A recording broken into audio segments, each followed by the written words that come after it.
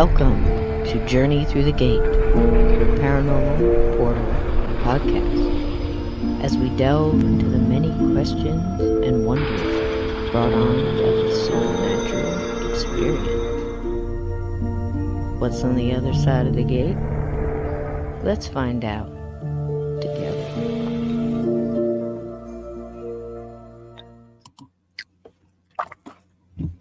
Welcome aboard, Q2. Welcome aboard, Hot Mess Express. What kind of day do you have today? That's a dangerous question nowadays, isn't it? You know, everybody thinks they might have had a rotten day, but then you hear about somebody else and you go, whoa. That's happening a lot lately, isn't it? Welcome in, gatekeepers. Y'all just gorgeous. I just love watching people come into the chat. And everybody's saying hi and how you doing, and they're slinging bacon at each other, and they're throwing up hearts and pumpkins. And Ted said something in was in a comment, Ted, that you left on a video here recently. It said something about you were laughing because if one leaf falls, if I see one damn leaf turn and fall, it equals Halloween. Absolutely. Prove me wrong with science. Here's how I get away with that one, Ted, because I'm not actually celebrating Halloween early. I am just into the preparation of getting ready to celebrate Halloween. And that extension is a little bit more, I guess, sane in some ways, or not. And I'm fine with that. So welcome in. Ted, I love you. How's Lord Connor? Midwest, hey, how you doing, sweetie? Yeah, that's fine with me. What we were talking about absolutely put me down, and barring divine intervention, as Michael Jackson said, I'll be there. Hey, Aunt Edna, how you doing? Henry, good to see you. Good to see you. How's those animals? Everybody good? Gosh, I hope I hear everybody's good, or at least better. We did a lot of connecting in last night, and we're going to talk a little bit about that. And then we've got some shadow people and ghosty things and, spooky stories and stuff like that. And we have the wonderful Steve Stockton. Steve, are you ready? You give me a thumbs up. It was like Santa Claus with a little Christmas baby. Ready? Here we go. He's got a special guest with him as well. Here we go. Hey, everybody. Oh, my goodness. Got the boss man with me. I don't know what's happened to my hair. He's like, did he double in size? Forget about you. He's Holden's getting here. big. You're going to have to learn that you don't come first anymore. There he is. He's looking around at the studio lights here. Look at you. Oh, to get them cheeks. Oh, my goodness. The fun we could have. He's gained a lot of weight just in the last week. I missed you if I could teach everybody. You. How you doing, He's the sweetie? boss man here. How you doing? Yeah, you recognize my voice. It was so cute. He sent me a picture and watching me last night. It was great. Yeah, he was laying there on the bed watching Cisco. He's watching me. He was all into it too. Made my daggum day. Trying to figure all this out. Yeah, I was like, who's that batshit crazy woman on the TV? But he's very alert and unaware. Look at him. He just got a clean diaper, so he may fall asleep here shortly. He's just as sweet as a bug. Lights? Is it lights above you? Yeah, there's lights up there. Look down here, buddy. Look down here. He wants to look up there. No, let him look where he wants to look. I'm just interested in what he's seeing.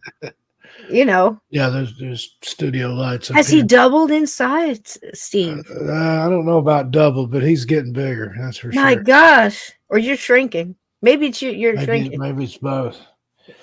He's about to get up now. He's mad. He gonna get mad. He's got a burp. Let's switch sides here, buddy. Let's switch sides. I used to put mine on my leg because I could bounce them on my leg, and their head would be like over my knee, like this, and I just bounce them. Yeah, he's not gonna be happy. I can bounce a baby for hours like that. Hey, RP, welcome in. We're spending time with little man here for a minute. There he is. My goodness, twist him into a pretzel, Papa. And hanging him upside down and stuff. You all right, baby? Huh? Yeah. What you doing? There he is. Hi. He goes. Tell everybody hi. Hi, Togo. Look at them cheeks. Look at them cheeks. How's Mama doing? She's doing good. Hello, sweetie. Finally getting kind of caught back up on her sleep. Good. Somewhat. Yeah, some of that should be kicking in about now. what happened to my head there. Yeah, you too. How's he sleeping now? Is he He's sleeping through the sleeping night? good. He likes to eat, as you can tell, and then Hi, sleeps until pumpkin. time for a dry diaper and eat again. What you doing, baby? Oh, I'm Kiss telling you mom. what, the Your mischief we can sister. make. Yeah, it's adorable. Just adorable. You're so lucky. Wonderful. He's lucky. Everybody's lucky. Yeah, Tell you what, I'll he take gets off right gets up. to hear good stories and things like that. There you go, baby. Fish his head. And when he gets tummy time, he's starting to hold his head up and stuff. So he's getting Yeah, there. yeah. But he's alert. He watches TV. He's got some kids' books with high contrast colors and thing that he Yeah. looks at. Colors are going to start coming soon. There he is. Ah, that's great. So everything else is starting to smooth out now, isn't it? Yeah, You're over the hard part, I think. yeah. You know, Next, and then not that what's it's today, smooth Monday. sailing from here on in. It's just Then that's the on the hard fifth, part. he'll be a month old already. If you can believe that, 5 days he'll be a month That's old. I can't. I can't even imagine. I can't even imagine. He's doing good. Got a head full of dark hair. Yeah, it does. Really filling out there. He's got some chubby cheeks and nice ears, cute little nose. Cute He's little nose, beautiful. little button nose, Yeah, little tiny little ears. he keeps looking up there. He's more It's the interested in what's lights. going on up there. It's got to be the contrast, you know. You know. Yeah. And plus, Ah, he's so content nice. because he recognizes your voice, and Yeah, of course he does. I read him stories when he was still in the womb. yeah. What? Oh, he stuck his tongue out at me. He's got the most beautiful little I hope smile. he has a little attitude on him. Oh yeah, he was mad at his mama from last night. She had to clean his nose out with a bulb syringe, and Oh, I hate that. I Oh came in the God. bedroom and he's laying in the bassinet and he's got a scowl on his face. I said, "What's the matter with him?" She said, "He's mad at me. I had to clean his nose out. Uh huh. He was holding a grudge." Lots of loves coming his way. Lots of people coming Hey in. Hey, Henry, how you doing, sweetie? was it Go you that ahead. was saying you had the gout, Henry? Boy, that's some aggravating stuff. Um, you Wild cherry know, juice, Henry. I'm that telling you. take care of. That'll knock it out in some Aleve if you Mhm. can take it. As soon as you start feeling the effects of gout, hit it with Aleve and the organic cherry juice, tart cherry juice. Lay into that, and it'll get rid of gout. Yep. Yep. And then there's certain foods you're not supposed to eat. Look it up, like, Yeah. look some natural cures and stuff like that. And I'm damn sure positive the claw would help them, because that's inflammation and a whole list of things. Look that one up too, Henry. But, look, this is natural stuff. So, the wild cherry juice and stuff like that, that's not hard to get, get it in little cans. Where did you used to get that? Nuisance What? is good. I get it. Whatever your Kroger affiliate is, Smith's or Yep. Fred Meyer, depending on what part of the country you're in, whoever carries Kroger brands. Do you have some buzzing? Are you good? I'm good. I don't hear How's anything. the sound, guys? Are we okay? Is it too loud? Too much gain? Look at those little feet. Look at those feet there. Climb a tree with those, huh, boy? Thanks, Kat. Welcome in. Welcome He in. looks shocked and amazed. Yeah, he is. Yeah, he's still looking at something back Does he over have a there. mobile, like a black and white? Yeah, he's got a little bouncing play thing that's got some dangly bits in it. That's awesome. Sounded so funny. And Edna's here. Everybody's sending love, trying to catch the ones that are over 5x5. Thank you, babe. Sound is good. All right. Let me know if I sound okay. I've been monkeying around with my sound too. So. I think you sound beautiful. I'm a little hoarse today, but it's the weather. Did you bring us a ghost story? I was sitting there wondering because tonight, again, I apologize, guys, and I'm just going to I'm going to say all this real quick so it kind of puts things in perspective. I've been all day on the internet, on the phone. I'm trying to hook up people. People would send me questions like, hey, I want to send this. I want to send this. Where should I send it to? Don't, because you can't get the people who need this stuff. You can't get it to them. Roads are out, bridges are out. There's no traffic. You know what I'm talking about, the hurricane issue. So I've been hooking up all day long. And here's the thing. I want people in the paranormal and supernatural genre and the big feats and everybody to know, listen, bring them all. The gnomes, the bridge trolls, everybody. because I have this wonderful paranormal chain, I also have, you know, a little bit of military going in that direction, a little bit Hey, of Lee something G. else going in the other, you know. Hey Lee, how you doing? So I was able to say, what state are you in? I know somebody that's boots on the ground that guaranteed they're going to get what, if you send them $1, every bit of that dollar per halftime, they match it. And the money's going right to where it needs to go. So whether you're sending pet food or you want to chip in water or whatever, hard times are hard. And we talked about this last night. Not everybody can do Yeah. it financially, but look, what's your talent? Tell What's him your good night, talent? Holden. I'm going to go hand Love him you, off babe. to Here's love. Here's love. Take all the time you need, he's honey. getting antsy. I'll be right back. Sure, take your time. Take your time. So, all I'm saying is this: what's your talent?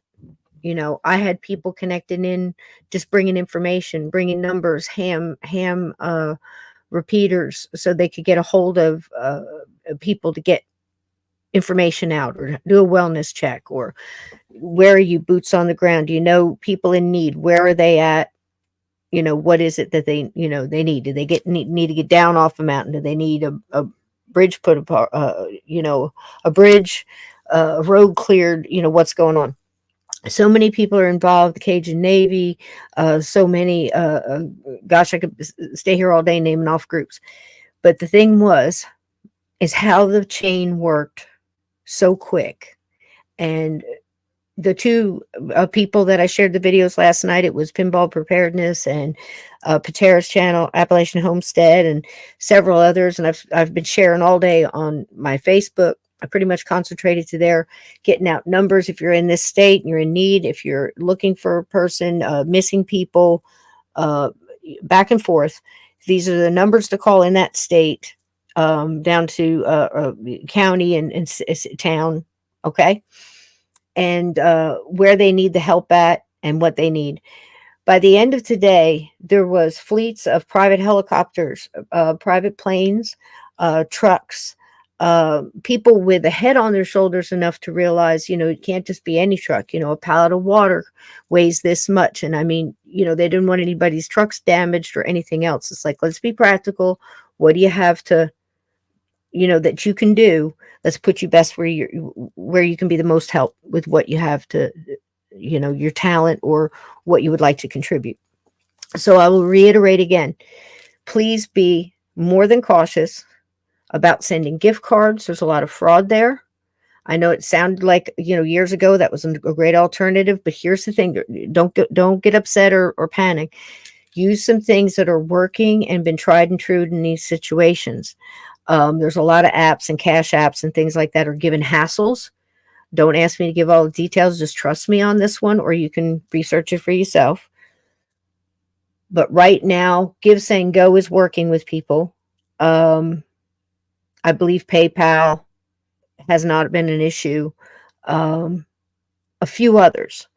But we're going to make it easy for you. Find somebody like the people that I told you about last night, as well as Ryan Hall, y'all channel, the Weather Channel. He dropped another video today about the stuff that's on the way. He gave an honest report on it and said, look, right now it doesn't look like any of it's going to be an issue. It's going to go this way or that way. So just concentrate on what we've got now. And I'll let you know if we need to keep focusing on it. You can trust him like that. I'm telling you, I've watched him for a long time. It's an amazing thing. Of course, back it up with your own trusted stuff too, but give him a listen. You might hear something different. I watched a man save lives in real time. The whole crew. Just the other day. Again, it's not the first time. So, and I know these were people that if they were not listening and didn't have people that knew them that said, get down, they weren't getting warning from anywhere else. So this is the kind of information I'm putting out there. It's solid, tried and true, or I wouldn't say it. If you want to donate to somebody where you know that it's going to get to the animals in need, to the people in need, buying gas for generators, you know, Skylinks, whatever it may be, the people you can trust, those people are that people. They also have under their shows, their videos, their social media, and I've shared it on mine, those numbers that are helping people and getting information out there on roads closed, situations, and so forth. So that's what I've been doing all day. But I couldn't have been more proud of the paranormal people too, because that's how I know half of these people that I was able to contact today. Our friends Michael Laciana and people in North Carolina, as well as Lynn Monet, have checked in today. They are good. Um, let's just leave it there. We had some damage. We had some other things. Lynn was able to get her phone on today. So things are improving for people that we know, but there's a lot of strangers out there in need of help. So I'm going to tell you this, take 5 more minutes and explain this, because if I can save one person, I will repeat a piece of what I said last night. You need a bag. You need a go bag for your pet. You need however many. Water, food, a couple days, leash, papers, shot records, whatever for the kids, your medical stuff, backup prescriptions, little bits of it in Ziploc bags, whatever, shampoo, toothbrush. You know the drill. A couple of things you don't think of: a crank radio. If you don't have batteries, flashlight. Okay. You know what you need. It's a lot. I know. I was a soldier. I carried a ruck. I get it. Pack tight. Pack smart.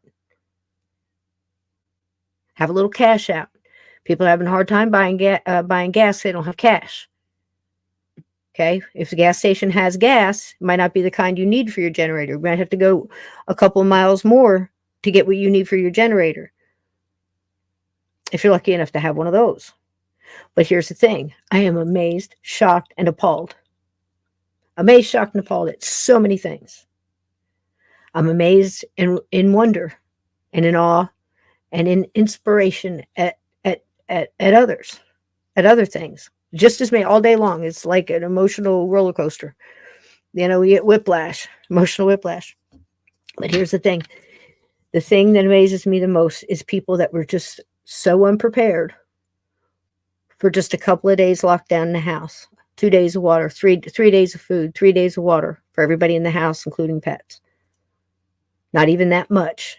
And that's what's caused a lot of the problems of people not being able to just hunker down so the roads could be cleared and, houses could be, put out. This is a devastating situation. I don't know what you're seeing or what you're not seeing. As Steve says, your mileage may vary, but I've seen enough for all of us. And I'm sure the people that are going through it want to forget what they've seen. So prepare. Do what you can. Don't panic. Couple of cans a day. Just sort it out like I said last night. Put it in a box. Tape it up. Put your bug out bag on top of it. Take it with you. You don't want to keep it in the car because of the fluctuation, but be ready. Be smart. Think smart. Learn from this. And watch multiple weather things if you don't trust just one. Be smart. If we have the technology out there, let's use it. Let's hook into people that we trust. Hard-earned money. Don't send it through things that are going to take a large portion of that money. Get it direct to the people that are going to show you what they did with it. Again, I repeat, Ryan Hall, y'all does that. You see where it goes. They're very open. Pinball Preparedness is. He, again, met up with Patera. She's another one. There's multiple others, but again, they're on my social media that I can say will do that. And you can be rest assured, because please don't go giving your money to some of these big name charities. The red tape, the bureaucracy, and everything else is absolutely ridiculous. I see who's helping. You should be seeing who's helping. The people that need help will see who's helping. So let's get it to them. And if not, and you're nearby, chip in. Do what you can. If you're construction, and you can spare a couple days, you got a couple sick days you can throw in, you're close by somewhere, maybe go help clean up, bring some tools, like the Habitat for Humanity kind of thing.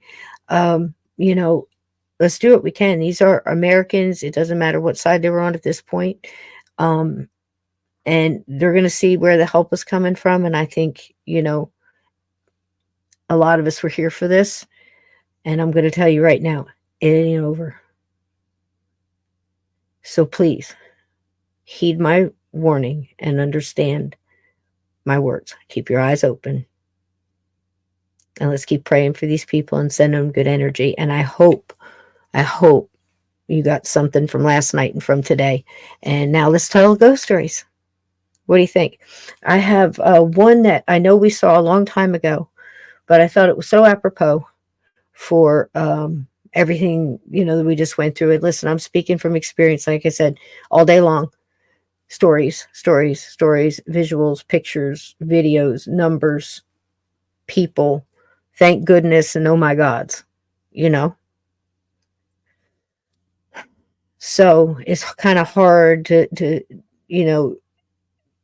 do this, but if we don't have a distraction and get together and kind of lift each other's vibration and focus on something else that gives us hope, because to me, that's what ghost stories really are.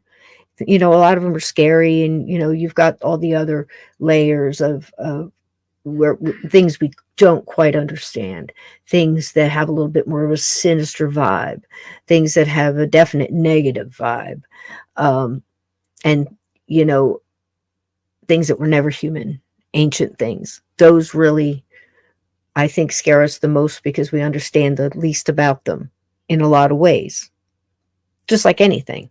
But I think with ghosts, you it could be either or, depending on the person.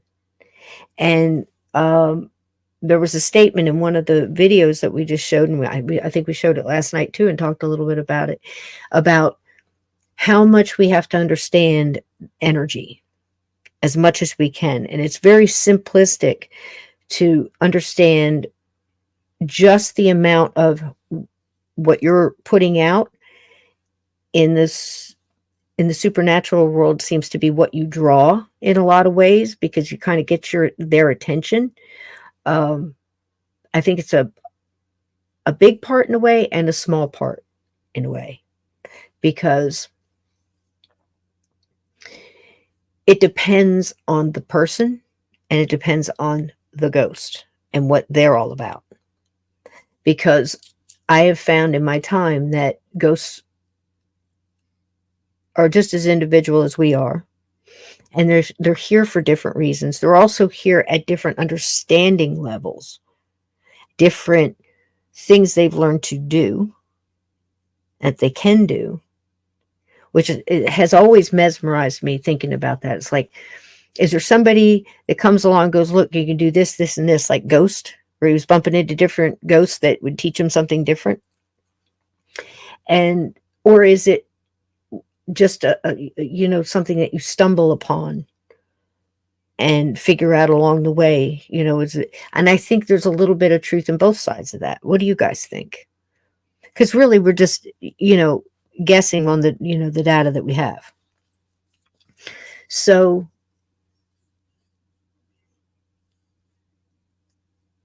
the energy that we're putting out right now and what the world is putting out right now is really affecting us. We talked a little bit about that last night with light workers. So again, grounding and thinking, being aware of that, because sometimes you have to remind yourself multiple times in a day. We forget, we get caught up.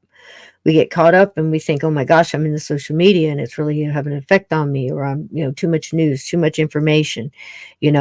That's why I said, if you can do something, even if it's just sending out numbers on your social media or telling 10 people, or sharing it out, and said, hey, does everybody in, such and such town know that there are people down at the high school with help?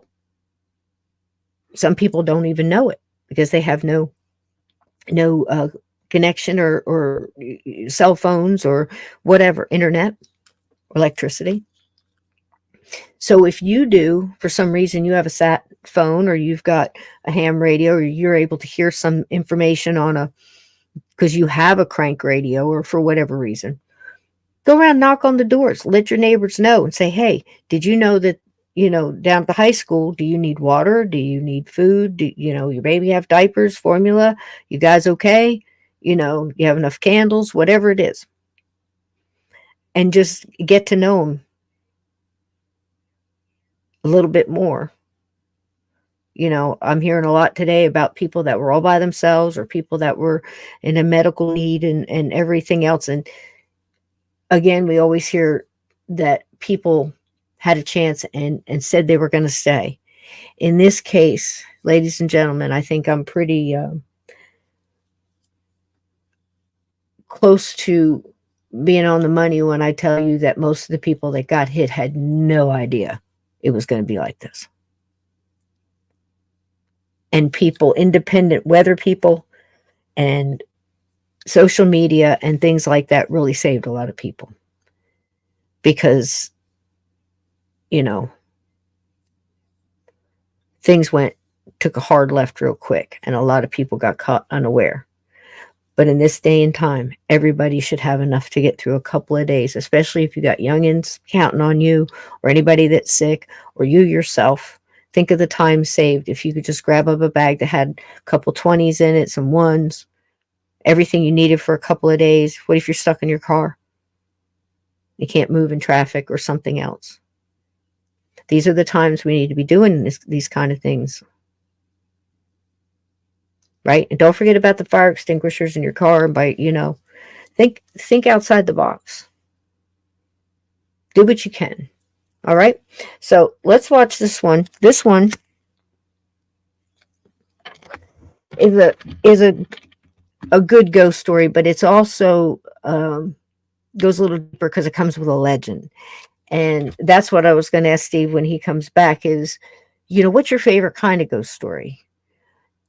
And do you have a sample for it? Because I think I like the ones that come full circle. Of course, with me, it would be ones that, the person got in there, like one of our favorite ones where the kid was, just got a divorce and he's in the condo, the one I mean, where he's getting really, it's crazy and it's following him and catching things on fire and all kinds of stuff. And it really drained him and almost ruined his life. And everybody's thinking, this thing is evil and it's a demon and it's this and that and everything. And all it was a little old man who was just an angry ghost that was struggling with his energy, and the energy that it was putting out was just showing what he was feeling. So I think if we understand that about ghosts, that helps us a lot, because instead of labeling it, hey, one time it got really angry and threw a glass across the room. Well, maybe that was just, he was having a bad day just like you. It doesn't mean that it's evil. We got to stop jumping to conclusions about that and back up a little bit. Kind of just like we do in life. So let me run through this real quick and see what you guys are saying. Yep. Amen, Henry. People doing, I said it so many times last night, ordinary people doing extraordinary things. And that's what's getting stuff done. There is so much help. So many people jumping in. And I don't know if anybody heard, and not to get, the official word that I heard from the people that are supposedly at the top said, no, we're not sending any more money. We don't have any more. They haven't asked for any, and walked away. You're on your own. We're on our own. Buckle up. Get a bug out bag. Be smart. Don't be afraid to ask questions. Don't be afraid to, go ahead and think you're batshit crazy, because, we ain't Kansas anymore. Yep. Let me throw somebody's. Indrid Cold. Is Indrid Cold coming? Oh my gosh. Rose, how are you doing out there, buddy? Better? Sleepy Hollow? These are all good. We did a good episode in Indrid. That's such a wild story, man. I like it. I like it a lot. But the thing is, I think that it got mixed in with the Mothman so much. And I think the one that did that, didn't we find out that it was oh gosh, what's his name?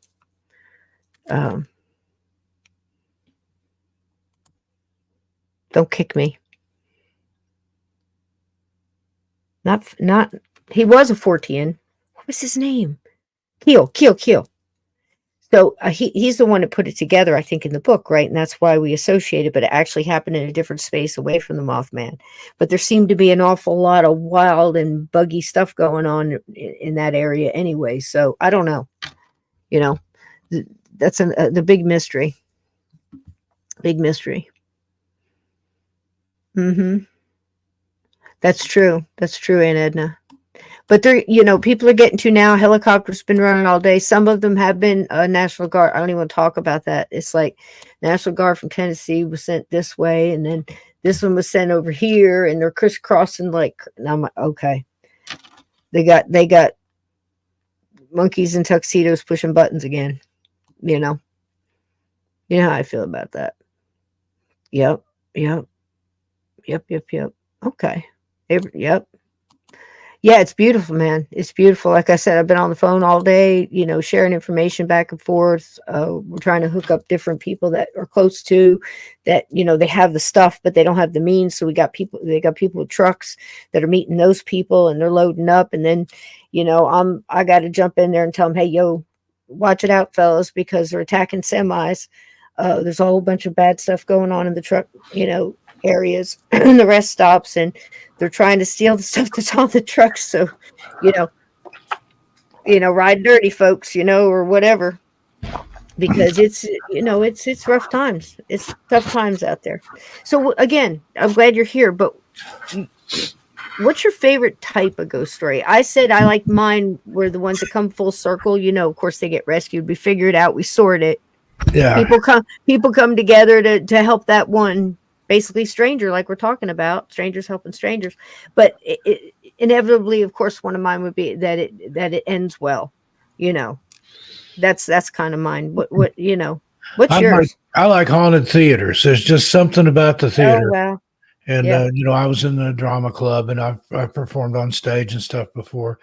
And I've been in a lot of different theaters, and it seems like they're all haunted, especially an older theater, with the stage and everything, not the modern day multiplex movie theaters. But there's just something about those theaters that they have resident spooks, usually more than one. Yeah. Yeah. And I think, too, I love that because we've told a lot of those and showed a lot of those stories. There's always the one where it was the stagehand that fell from the catwalk, or the actor that didn't get the part, or just so many good stories behind the so much hauntings. Emotion there, and that's part of being an actor is having that ability to portray that kind of emotion, and I think that amps it up and charges the atmosphere there. Sure. And you think of a playhouse that's say over 100 years old, how many performances have been there, how many actors have been there, how many people in the audience have been there. The and energy, it goes on and on. There's the energy dispelled. The theater where Lincoln was shot, that one of course is haunted. The Orpheum in Memphis, that one's famously haunted. So many. The Bijou Theater in Knoxville, I had some really weird encounters there on a couple of different occasions. That one, Bijou Lamar House Theater, it was over 110 years old back then. It's probably 150 years old or more now. And so many where they burnt down. I've done so many stories on the Iroquois Theater and and all the different ones, and also the interesting fact of I understood very young that in order for there to be a safety put in place, a tragedy had to occur. I remember that's such a morbid thing to be, at least I wasn't crossing people out of the phone book after reading the damn obituary and shit. I know people that do that shit.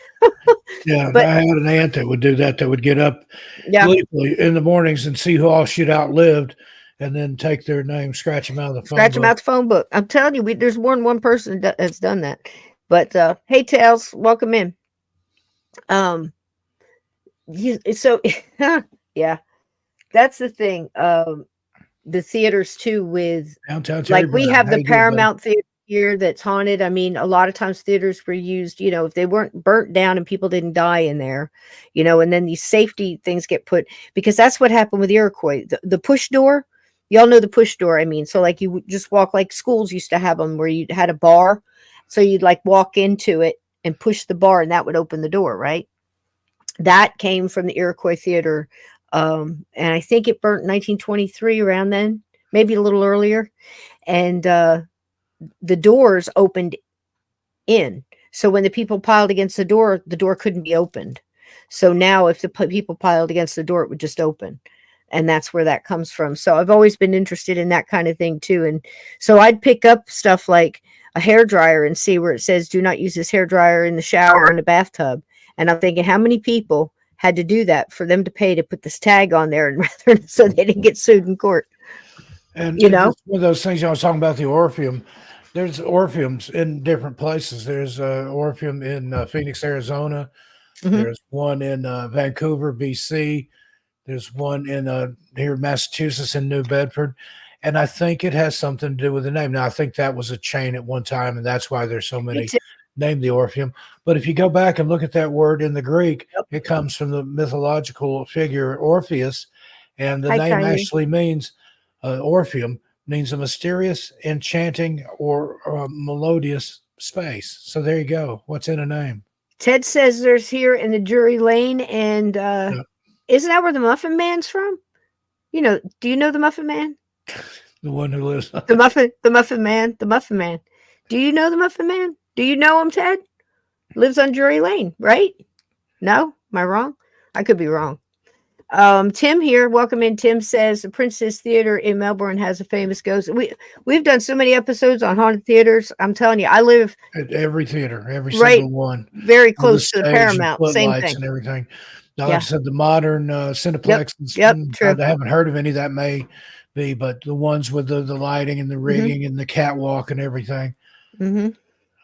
there's Yep. something about those. It's a liminal space that seems to attract spirits. Yeah, and I think too, like you said, the emotion and the music and the production, and that's a lot of people on stage all doing the same thing and creating a vibration. That's, it seems to be just as powerful as a war could be. I mean, in a way, do you see what I mean?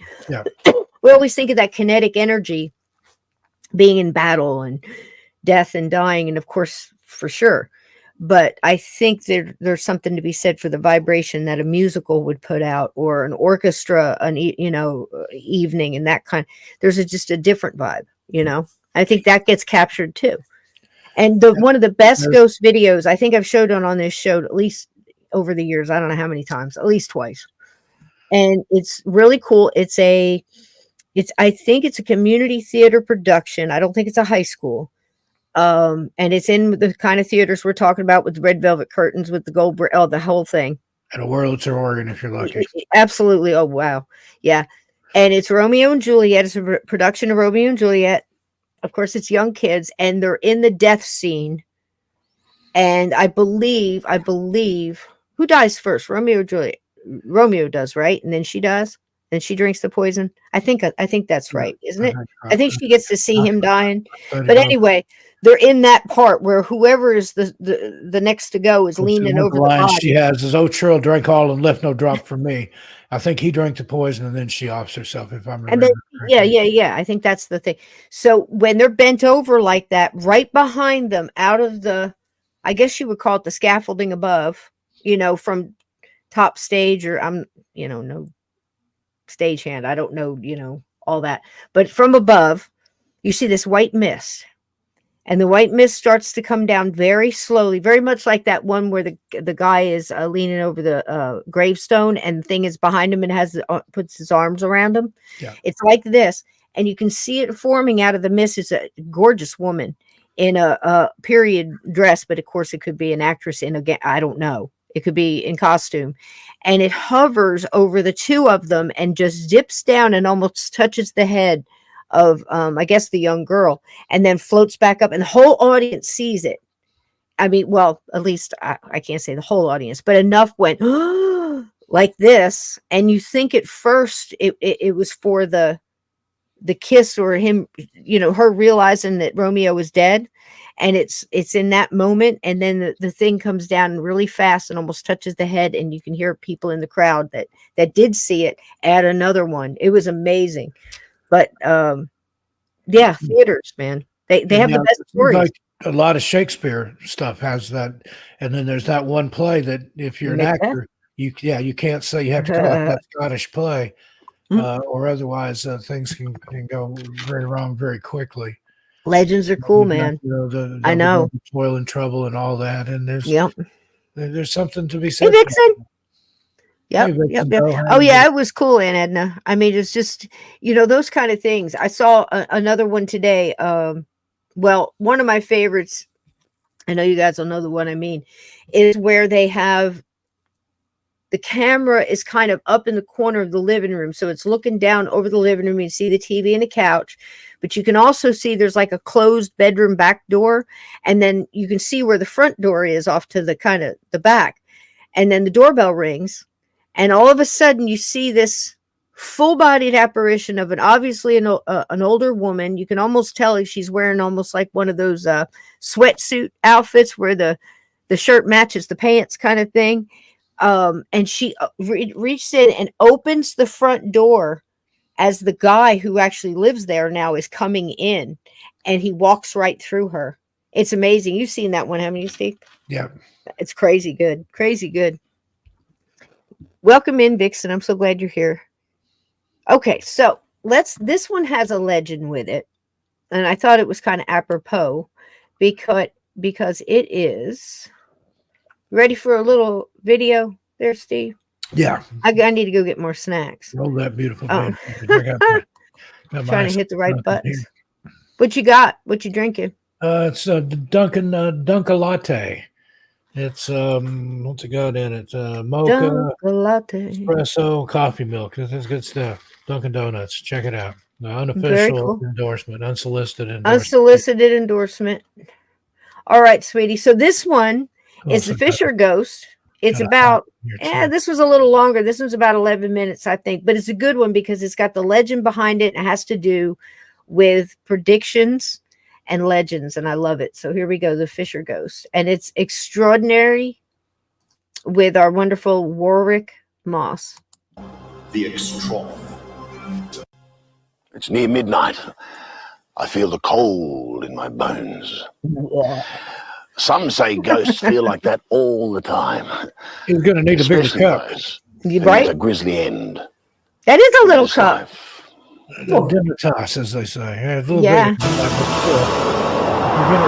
You need a bigger cup. In the wild colonial days, Fred Fisher was one of those. Can you guys hear that one okay? Yeah, I do too, Aunt Edna. In life and in death, he's helped enrich Australia's folklore. You see, more than a century and a half after he was brutally murdered, Fred's ghost can still be heard around his old hometown. A ghost with a mission and a wicked sense of humour. Very cool. I'm going to get some hot water. I'll be right back. Fred's a larrikin. He's got an attitude on him.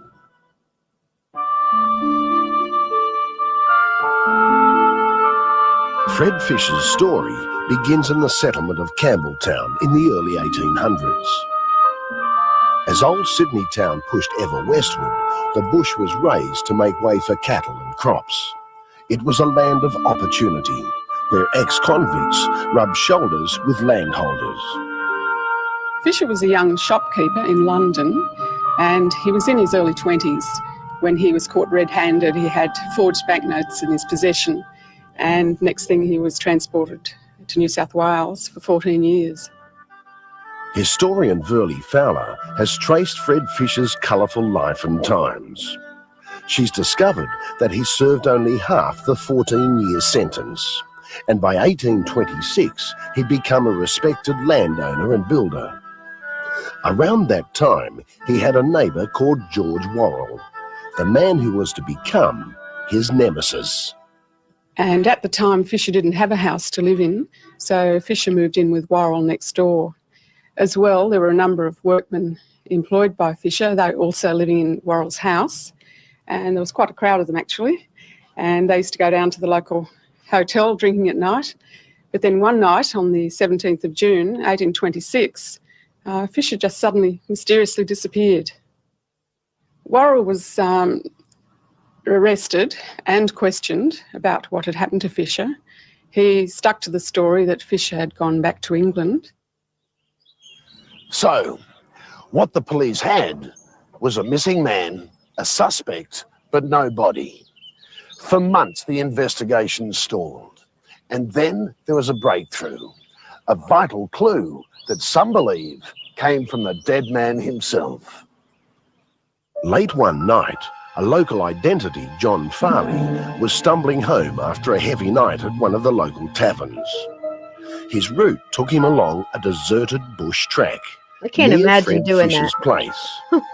He came to a wooden bridge, and there, right ahead, was a sight that shocked him into sobriety. A man with a bloody head wound sitting on the bridge railing. Slowly he began beckoning, pointing to the creek below. That man was Fred Fisher, the late Fred Fisher. The next day, a bewildered John Farley told police what he'd seen. By coincidence, at about the same time, two boys were playing around the old bridge. They stumbled on a trail of blood. That trail of blood was exactly where the ghost of Fred Fisher had pointed. The police brought in two black trackers, and quite amazingly, it didn't take them very long to find where the body was buried.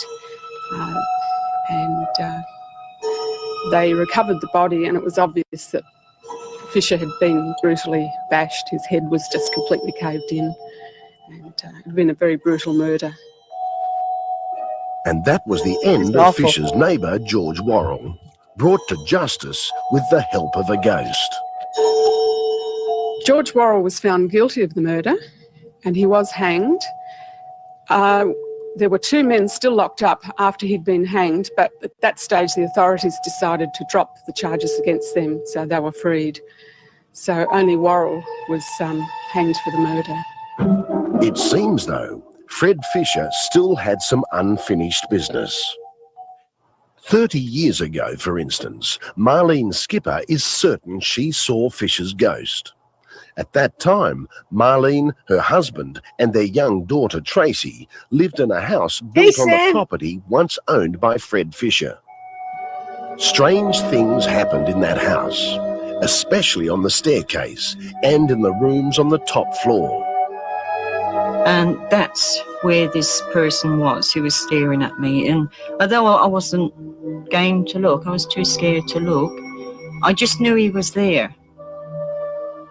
I just couldn't look up.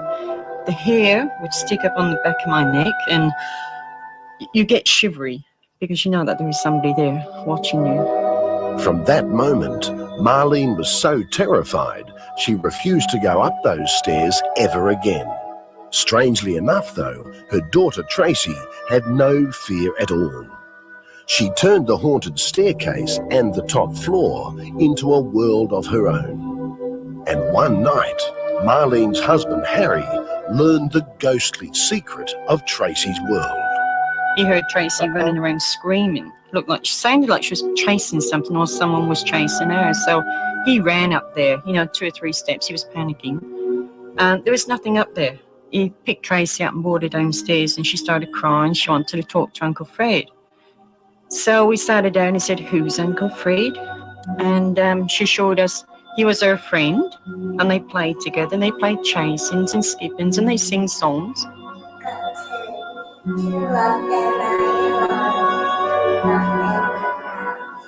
We had no relations called Fred. There just wasn't any Freds, and she couldn't even say uncle and auntie properly. So, no, there was no Uncle Freds in the family. She couldn't have mistaken it for anybody else. Nothing even by the sound, sounding like Fred. Nothing.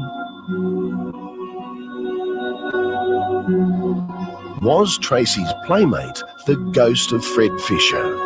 That's the way local legend has it. And flick through the Campbelltown archives and you have to admit the evidence does build up.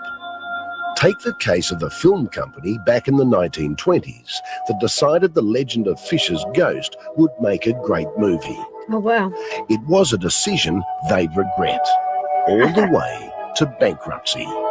They had all sorts of production problems, I understand, and immediately after the film was finished, the whole company collapsed in financial disarray. Again, who can say, is that Okay. Fred? For years, journalist Jeff McGill has been chronicling the activities of Fisher's ghost in the pages of the local newspaper, always with his tongue planted firmly in his cheek. That was until 1982, when they moved to new premises. The new building just happened to be on Fred Fisher's old property. And one afternoon, Jeff McGill was working alone in the deserted top floor. That was when I heard a voice talking at me. And it was really weird because I couldn't tell whether it's male or female to this day. I could have bet that sensation you get when they are definitely talking at you. And I said, sorry? You know, who's there? And there was no answer. And I thought it was somebody skylarking down trying to put the wind up me. So I thought I'd turn the tables, and I jumped up and sort of dived out into the hallway, and there was no one there.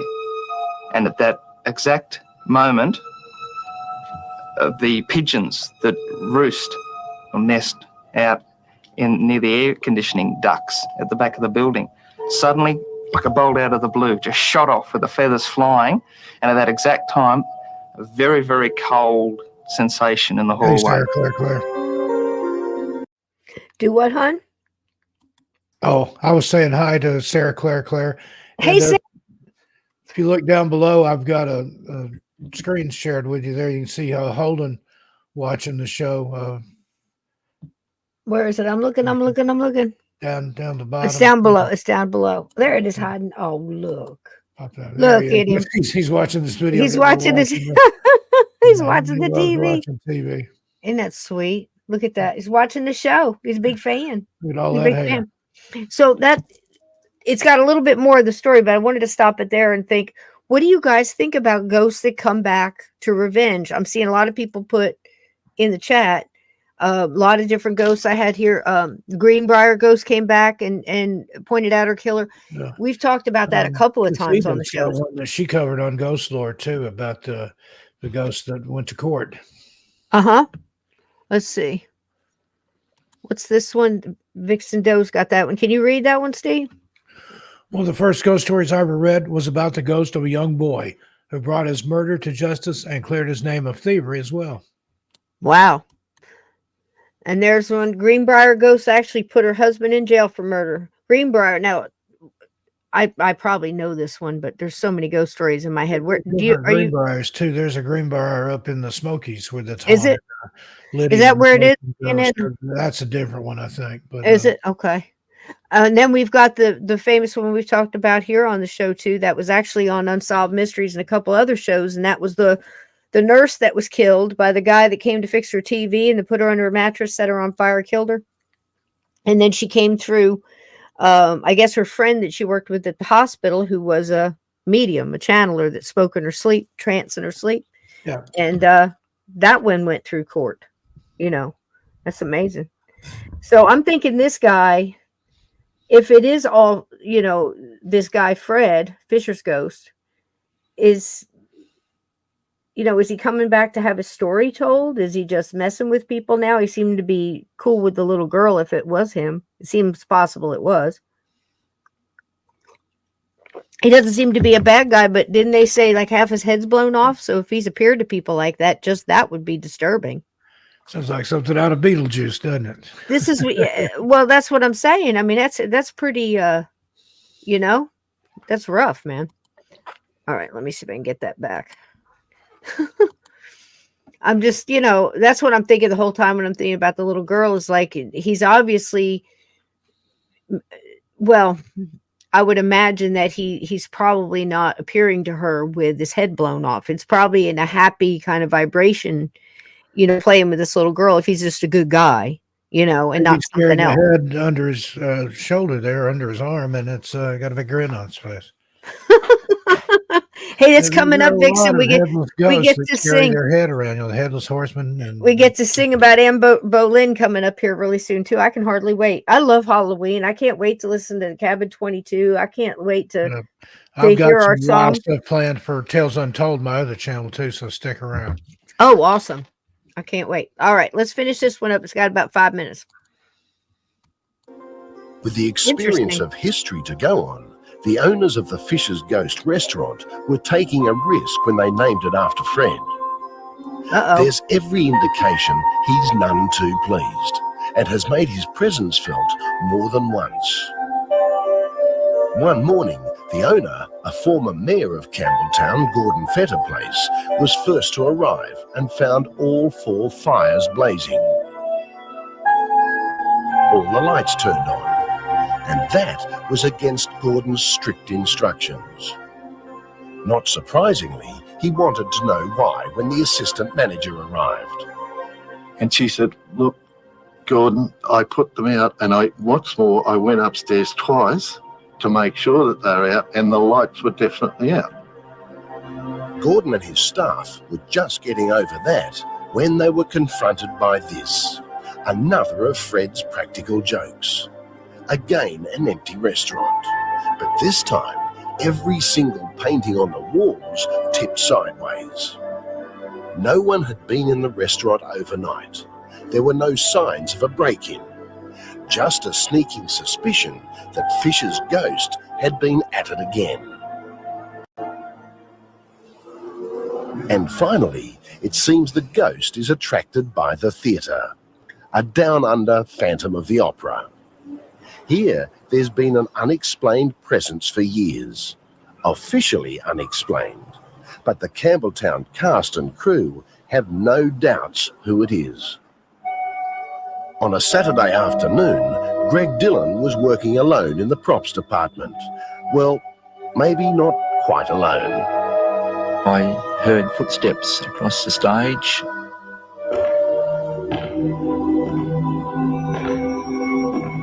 They were distinctive footsteps, not hurried, just walking across the stage. And I expected to see somebody pop down the stairs at the side and to where I was working, but nobody arrived. And I carried out a search of the theatre, and there was nobody at all in the theatre. With this particular ghost, it's often a case of lights, theatre, action. Take just one rehearsal. Director Barbara Handley was putting the cast through their paces. Suddenly, they were rudely interrupted. The lady that was the musical director was down in the orchestra pit.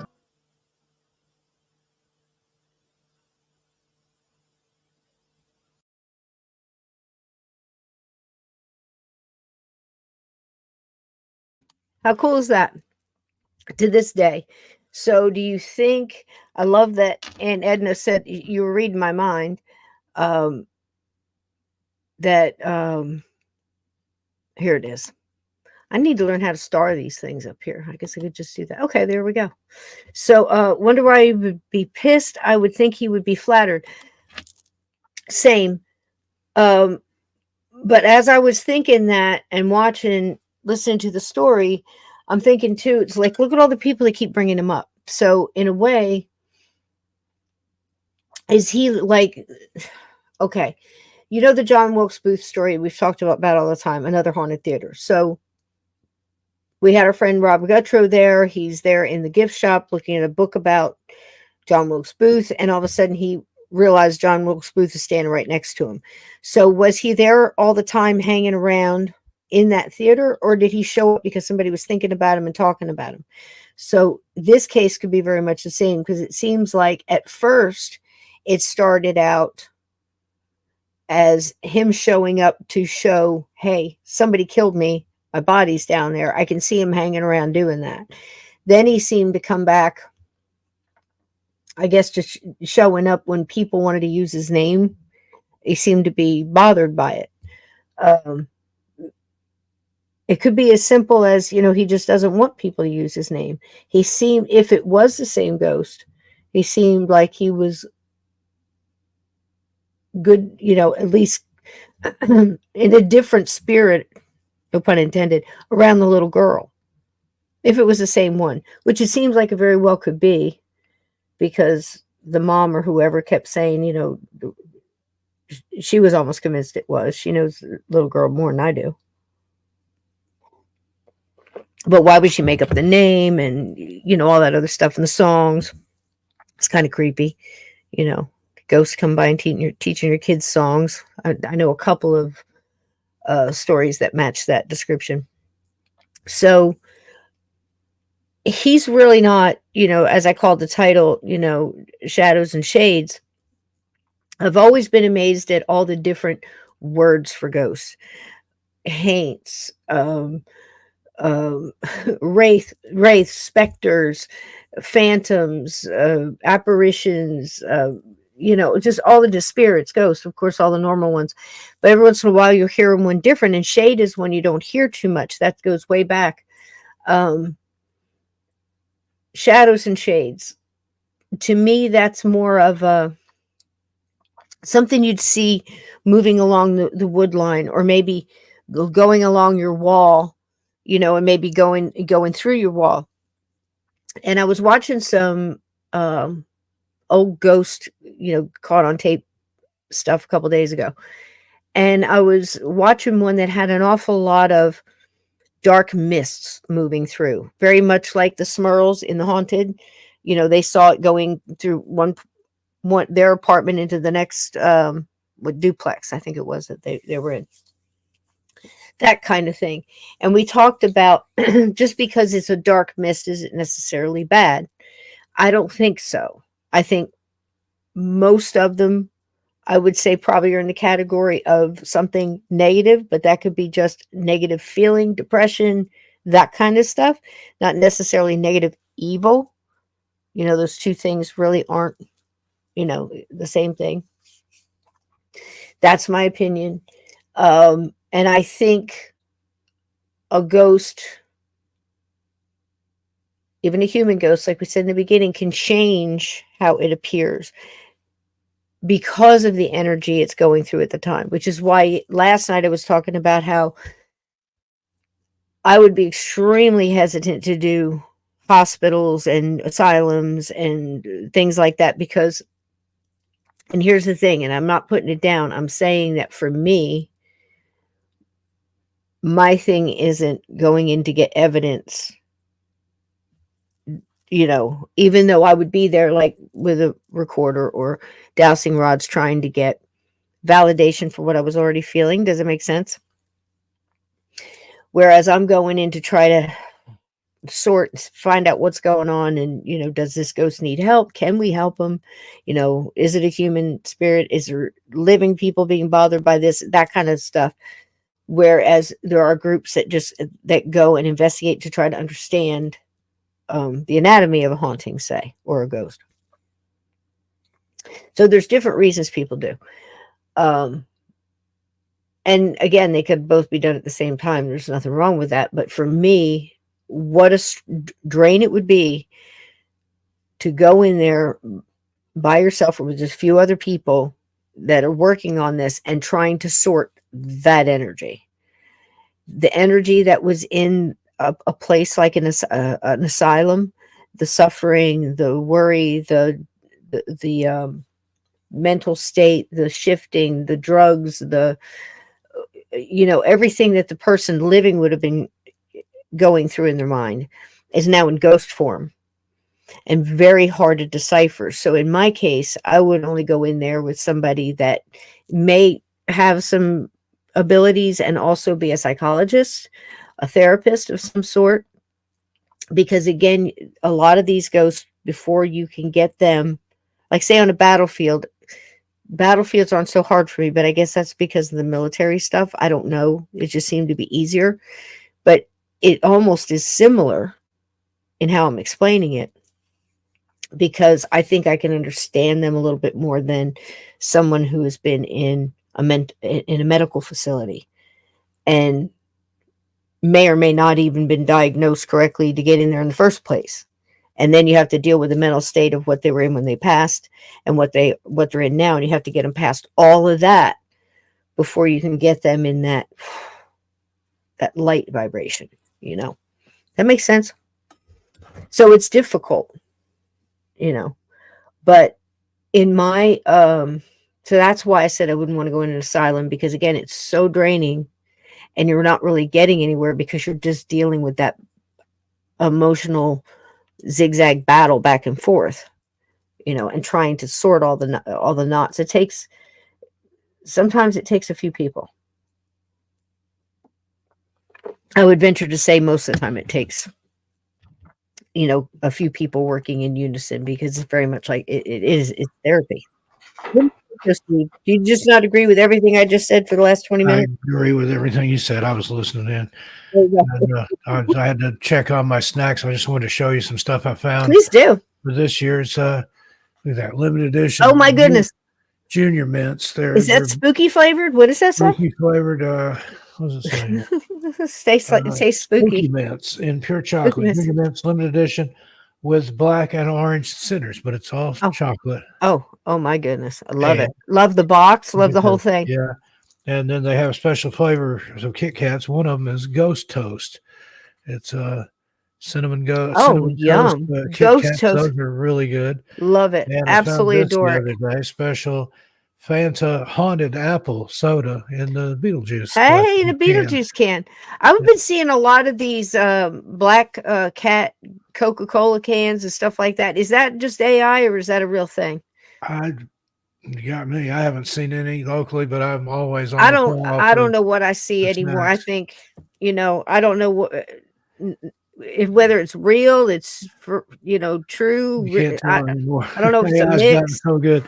These are all real. The Junior Mints and the Ghost Toast and the Fanta. Very cool. I'll see if I find you a picture of it. That's cool. His cans. They've got other flavors too. If you could see this Coca-Cola can, though, whoever did it, the design on it is absolutely amazing. But Catherine here says, I saw the Grim Reaper at my back door. A lady told me it wasn't the Grim Reaper. It wanted me to see it that way. I don't know. Well, that's a valid statement, because here's the thing. I've been in a room where the same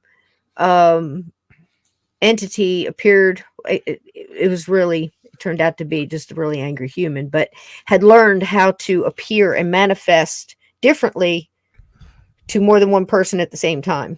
So in my case, it was a young angry boy, a really angry middle-aged man, and a black mist. So again, there's the black mist, which is more of a, I would consider that, the shadow people, shadow mist, Shades. Yeah. And, or shade, which is, when was the last time you heard, phantom, wraith, specter, all the different names that have come for haint. I forgot about haint. Yeah. Haint blue. Tell the haint blue. Tell the haint blue. I love that story. You got to paint the down south and go up under the porch. When you step up onto the porch, the ceiling is haint blue, and that's to keep any ghosts from coming in the keyhole. They come up on the porch and they see the haint blue. They think that's the sky, and they go out the porch roof and on, and they don't bother you. Or you do like my granny did and stick cloves of garlic in them. They had those big old Victorian, Thank you, baby. like a skeleton key type thing locks. Mm-hmm. She would put cloves of garlic in those to keep the witches out. But she was a witch herself. I say do all the stuff. Yeah. I say do all the stuff. Do all the things. And, again, what you believe, you're putting the intent in there and everything else. And that's, I'd venture to say that's a huge portion of it. Yeah. And there's also houses that have a witch window, which will be a window up in the dormer. Oh, yeah. And it's kind of turned sideways to cattywampus. Confuse them. Yeah. Cattywampus. Speaking of cattywampus, I have contacted our people, our friends in the paranormal in Tennessee, and they're fine thus far. So I'll keep you abreast of all that too. So far, we're getting there, folks. So just prayers out and good energy up, and like I said, ordinary people doing extraordinary things. It's actually really beautiful. It's just horrible it has to happen that way, But Mr. Rogers saying, when a catastrophe happens, look for the helpers, right, Steve? Do you want to read this one from Vixen? Because I know it's a good one. That's how I celebrate Selwyn, setting out a soul supper, then a prayer at midnight to wish them safe journey through the veil. There you go. There you go. See, again, that's what I said. If I ever got up there to Tennessee, up there with all that, I was talking to Bowden today. I said, look, you just make friends with the Bigfoot and the dog man. Listen, make friends with the Bigfoot. That takes care of the dog man, because they don't want to come around. And say, look, this is your territory. This is mine. And, and he just, He didn't ask any questions. He says, it sounds, I believe you. Yeah, it's like, this is it, man. I was trying to tell him there's this one mountain where you look down, and it was so funny because we had just done the episode. We had just did the episode, and God bless everybody in Tennessee. And again, everybody that's affected by this mess. I just say in Tennessee hurts my heart right now. When you look down the mountain, I'm looking on the Google map and I'm going, what's that? That looks oh man, I know that town. Oh my gosh. And then I look again and I see it's the land between the lakes. So I'm like, oh my God, where all the dog men are. Man got flooded out. He's in a canoe headed for parts unknown. It's just my luck, man. It's just my luck. What's insane?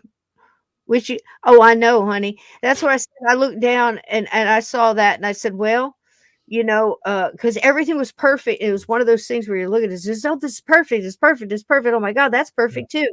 And you go through the whole thing and you back up that 40,000 foot view there, Steve. You back up. What's that? Oh my God. You just start realizing. There's some pretty places in Tennessee. We've been looking at some property down there in the mountains. So yeah. Who knows?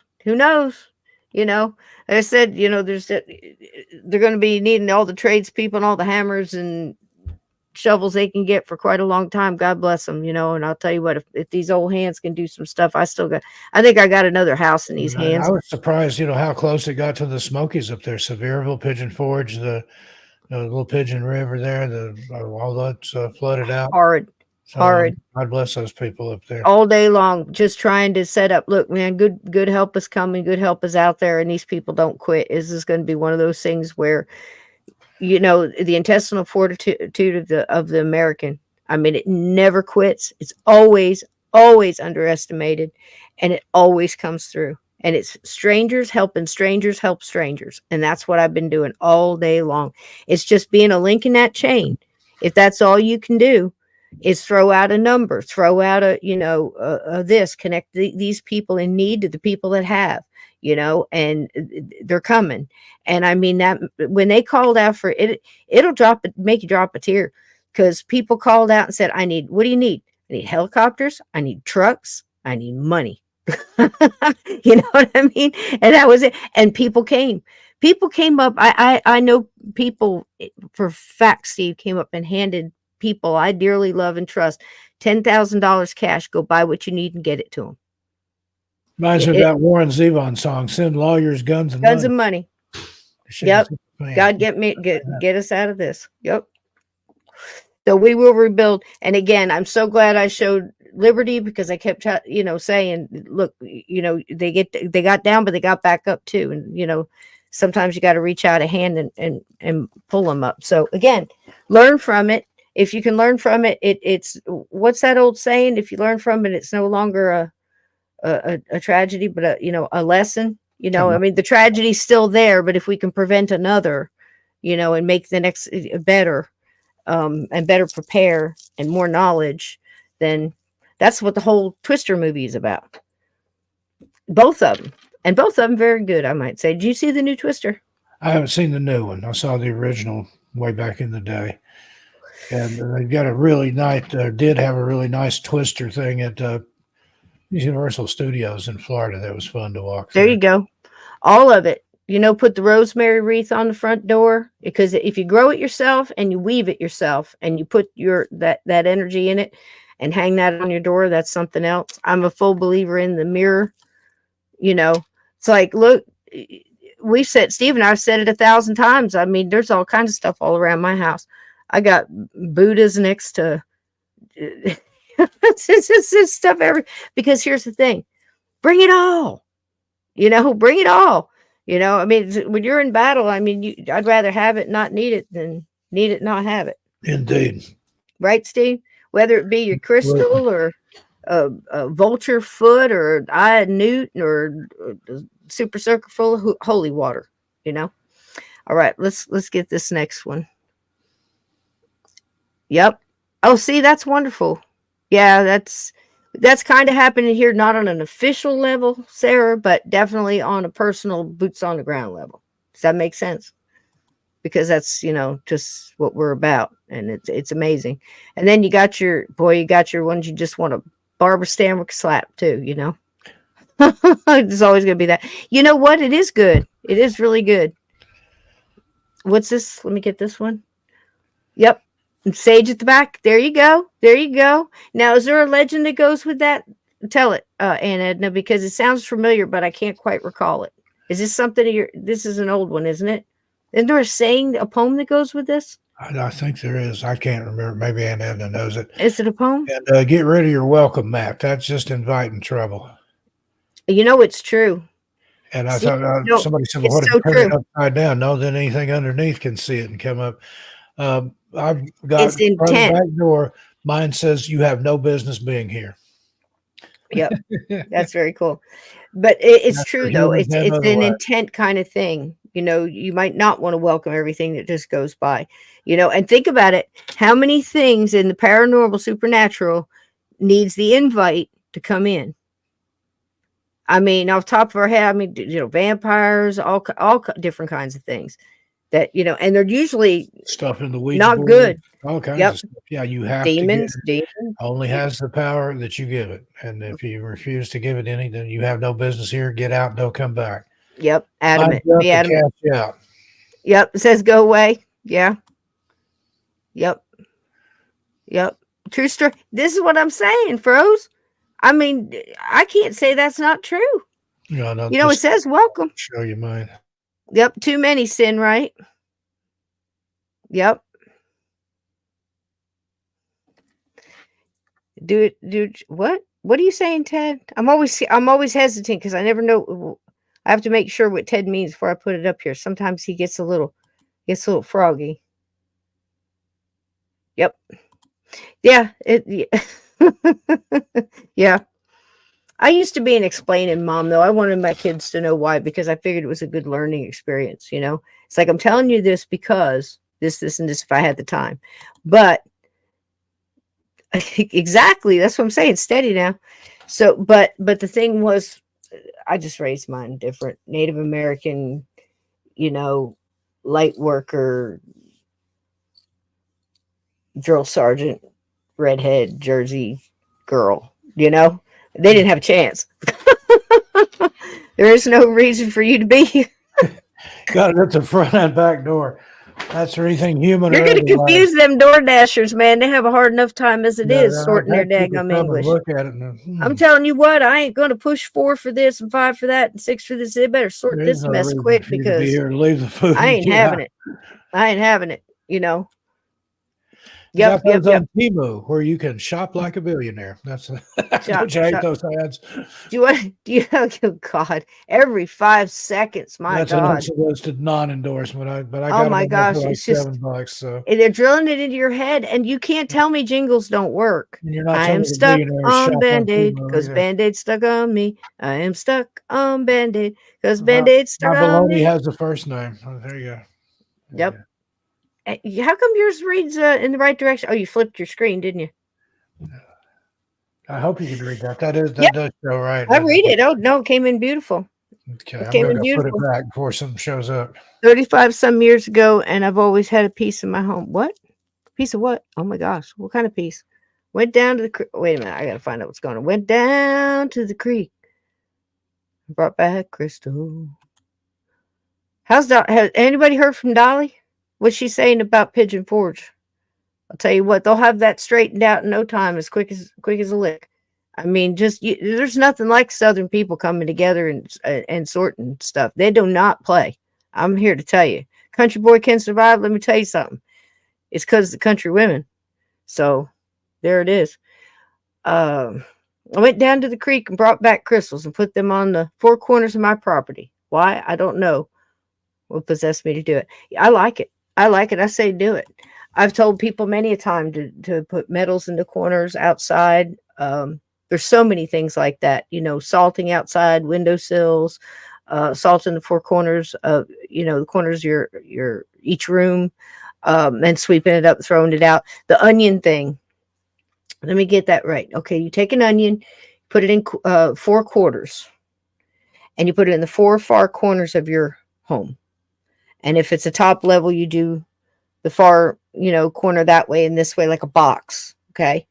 And you put it in white vinegar, submerge it in a glass, and just put it in the corner, in the floor. And if it turns, stays white, whatever, it doesn't matter what other color it turns. But if it turns pink to red, that's where the most negativity is in the house. So you know which room you really got to sage it good, open the windows, and maybe just hit that room and then go around the rest of the house. But just really, you know, blitzkrieg that room. But that's another way of telling. But do you know, did you have a poem or a legend that went with the sage in the back door? Because I'd never heard that, but it sounds familiar and I don't Yeah, it there's did to got to me be too. something in But my past. I've heard something like that somewhere before. All right. Who wants to go to New Hampshire? I think they got another extraordinary. This was a shorter one. Let's go to the White Mountains. But yeah, so but before I catch that on there, I also wanted to say that a lot of people are really generalizing, as per usual. In my opinion, shadow people, shadow beings, all this other stuff, and the dark mist as like a group of, and no, I'm going to say no. I'm going to say there's all kinds of different levels and separations in each one of those things.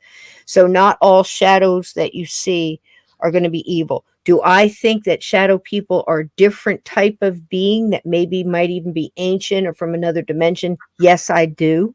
I think that in that category, it would be the type of shadow people that come in and, I mean, gosh, I don't know, could be us from the future coming back to watch us sleep or some, you know, I don't know all the depth of it. It could be anything, but it seems that they always come with a nefarious intent. And that and their energy gives that off. It's almost like you can feel them before they get there, Steve. You know what I mean? And I would say Hat Man and this other thing that kind of has a little bit more shape to The its body Grinning with the red Man. eyes. I say that's all the same. Yeah. You know, but that doesn't mean that every dark shadow or every dark mist is bad. Again, you have to use your filters and your common sense. And again, anything that's that evil, it's almost like, I think the feeling and that kind of expelling of that kind of energy on the person is what wakes them up. Because I've had experiences like that myself where you felt it before. You know what I mean? Does that make sense? Just like you can feel the opposite of that, the love coming, the warmth, and you hear these stories of it. I was bathed in love and warmth and white light. It was an amazing thing. I've had that happen too. And I can tell you, it's a direct opposite. 180 from each other, as far away from each other as they could possibly get. And guess what's in the middle? Us. You know, and we sway back and forth and we lead, you know, and that's what life is. That's what the journey is swaying back and forth and bumping into both of them. She says some weird bug. Who does? Holes in her sage and she had to cut it back. Think about that. Now those bugs are out there running around with sage in them. That's protecting your place. Yeah. Yeah. Hey, that's not a bad. They say, okay, wait a minute. They say the same about lemons. If the lemons turn moldy instead of drying out, you have bad energy in your home. Okay, I hadn't heard that one. That's another good one. So do the lemons and the onions. At the very least, the lemon smell will help overpower the onions and the vinegar. So I'd say go for it, right? And fruit flies. There's more fruit flies here in New England than I've ever seen before. Now, there's a trick to doing that too. That's vinegar in a cup. Put cellophane over the cup. Poke little holes in it, and they get in and can't get out, and that's it.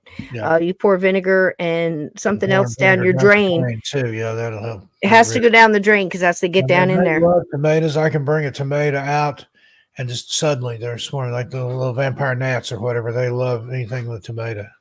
You want to read that one from our buddy Froze? I've personally seen 3 different shadow somethings. Still think it's some tech, some spirit, so real. Yep. Yeah. You know, I'd have to say I agree. Again, my main thing is that man and stuff like that. How do we know the government doesn't have some technology, some government somewhere where they can project shadows, make Camelio, Robert Guffey, you know, the whole predator looking thing. Oh my God. Yeah, I agree.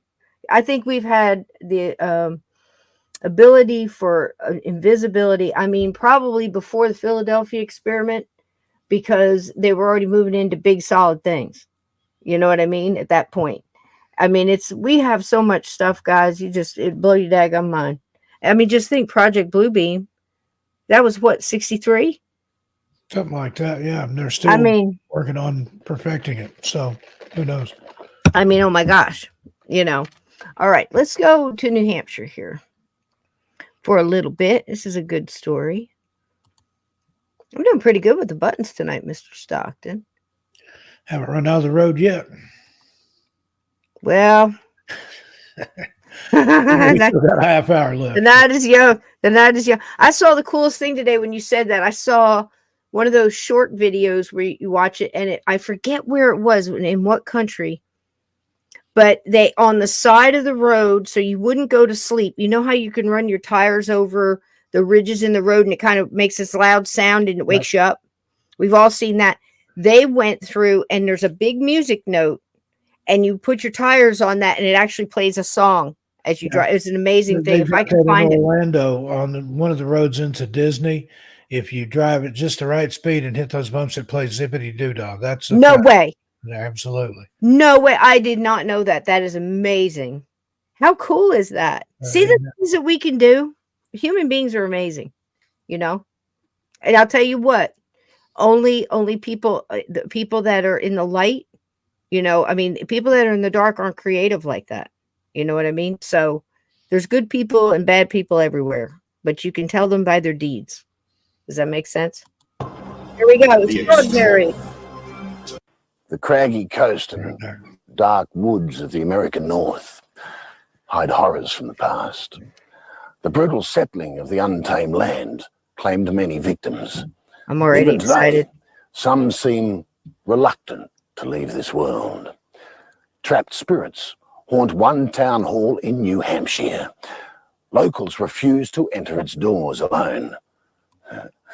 And never after dark. So true, ain't it? It's already good, isn't it? I love this stuff so much.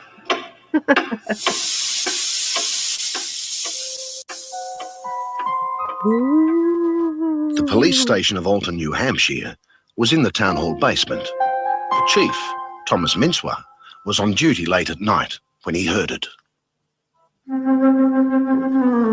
I heard noises and I came upstairs to investigate, and it sounded, because you could very distinctly tell front door closing and opening because it slammed, it was so heavy, and you could tell if somebody was walking in a hallway. And being downstairs, we would come upstairs to see who was in the building, because at the time the building upstairs was closed. And coming upstairs, you'd find no one.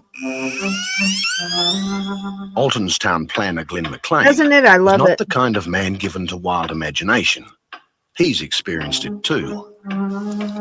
You really start to feel like there's somebody right behind you. There are some physical things that happen. You feel your hair start to stand up on end. You feel that presence. The local radio personality, Scott McKay, stayed in the town hall overnight. He thought to dispel the myth. My impression coming in was one of skepticism, not too sure what I would find. I really didn't have a fixed thought on whether I believed in any supernatural or not. Good heads up. When I left the next morning, I still wasn't too sure, but I do know that something happened. And Alton's town historian, Judith Fry, is just about ready to include the ghost in official records. I think it's happened too many times just to be a coincidence. I think there's really some merit in it. It usually happens sometime after midnight. And it continues until 2 or 3 o'clock in the morning. These are the hours of the Alton Town Hall ghost.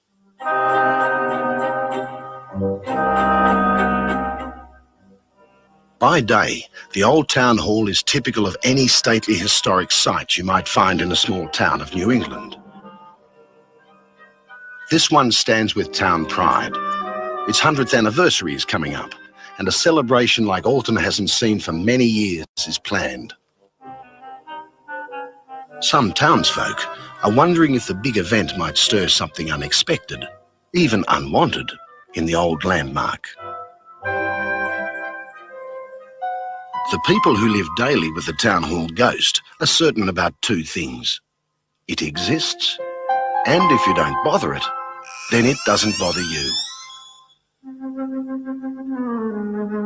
While the Alton Town Hall haunting seems unthreatening, no ghost story of recent times has had more credible or official witnesses. The people who believe it most fervently are the city officials and police. They live with it.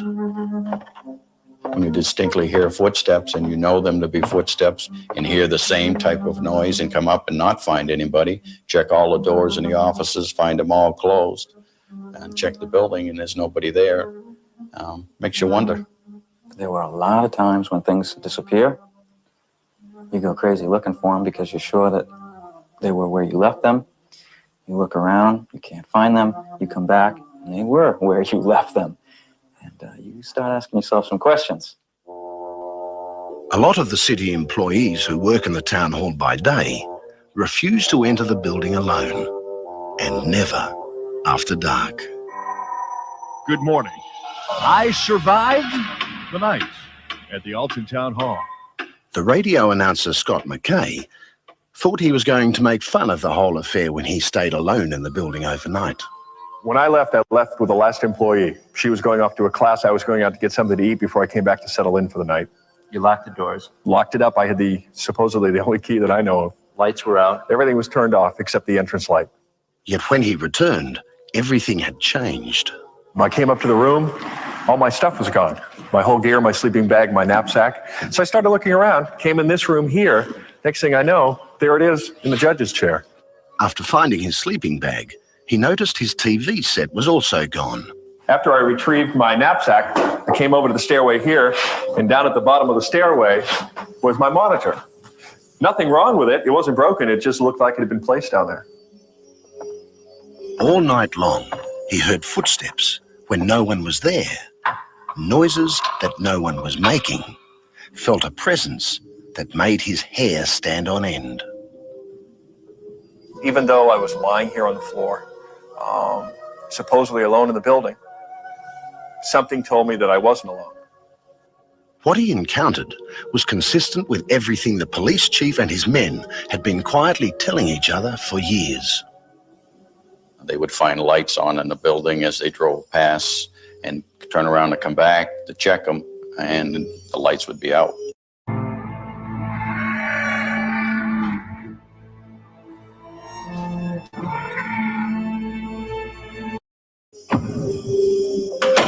The sound of doors slamming has been a constant, unexplained noise for anyone who stayed alone in the town hall after dark. The cell door in the old basement police station has been a sobering reminder that Alton's most famous building is never quite empty. And the dogs. The stories about the police dogs are what spooks the town planner Glenn McLean most of all. The dog would want to respond to something upstairs. The officers on duty would take the dog upstairs and let the dog run. It would go down the main hall on the first floor of the building, hit the steps that lead to the second floor, go about 2 steps up and stop. The question of whose spirit occupies the town hall has never been answered. One story is that a city elder responsible for the town clock long ago was killed in the tower. Another concerns a woman named Sarah Glidden. Like witches of old, she's buried beneath granite in the town cemetery. Some think her spirit has escaped. In 1825, a lady by the name of Sarah Glidden, who was a resident of East Alton, was struck down on a clear day by lightning and was killed. This incident has been documented in the church record. Whatever walks the corridors of Alton Town Hall at night, the townsfolk either don't want to know or don't want to disturb it. I want to be on the record with the ghost as being respectful of it because I believe it is here. That is With the scary, town hall's big centennial celebration coming up, the people of Alton just hope the ghost enjoys a party.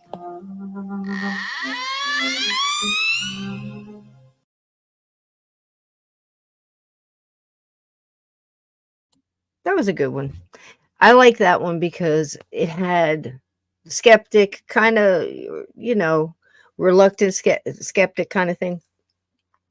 I always liked the stories. I guess it's because I saw so many as a kid growing up.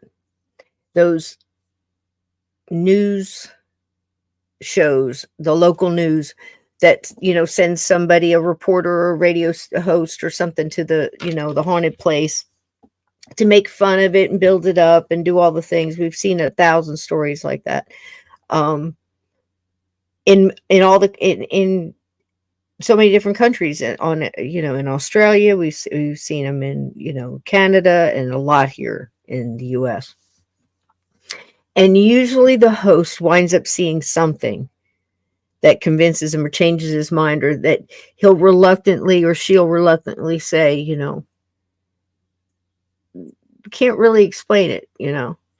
I know what I saw, or I can't, there's no natural explanation for it. So I guess what I was bringing up with tonight's show is everything we touched on about don't put everything in a group, because I think that's dangerous. And it's dangerous in the definition of the word dangerous. It could bring danger to you. Okay. But it's also dangerous in understanding the paranormal. If you really want to try to understand, if you're doing it to try to understand it for whatever your reasons are, either to ease your mind, ease your pain, ease your grief, ease your worry, to try to understand what was the meaning of it all, the whole thing. Gosh, in the 60s and 70s, we went through so much angst about that. What's the meaning of life? What's life all about? I mean, I think every generation goes through that, just has a different way of expressing the same question, and I think the paranormal expresses it in its way. People that investigate it, everybody has a different story, every different reason for being there, whatever they're doing in that field. So I think it's dangerous in that sense, because you're not going to learn if you put everything in a box. And I think that frustrates me the most about certain shows or whatever it may be, podcasts, books, whatever. I think truth is important in it, because how are you going to learn on lies, right? That's one. This over dramatization of everything and misleading youth that might have abilities, and they're led astray or down the wrong way, and it causes so much damage. Lives are destroyed. I was going to say the lives of ghosts are destroyed, but how do you express that? That's caused more drama that needs to go through, because I think so many ghosts are misunderstood, and that bothers me. Doesn't that bother you when a ghost is misunderstood? Yeah, and these people like on the shows and stuff that provoke them and stuff, that's wrong. I don't like it. And you talked about that one time. If you saw somebody down in a hole and they couldn't get out, you wouldn't be, hey, everybody, look at this. There's a man in the hole. Hey, man in the hole. How's it feel to be down there? I bet it sucks to be stuck in that hole, doesn't it? No, you'd help get them out. This is what I'm saying. That's beautiful. I'm glad that you remembered that. Yeah, I totally forgot about that. Stuck with me. Yeah, that's a good analogy. Yeah, wasn't it? Because that's the thing, and you're seeing it right now. People needed help. People are responding. People that have, and it's always the people that have nothing. Yeah. But if you come together, you got a lot of people together that have nothing that want to do one good thing. You're going to get something. You know.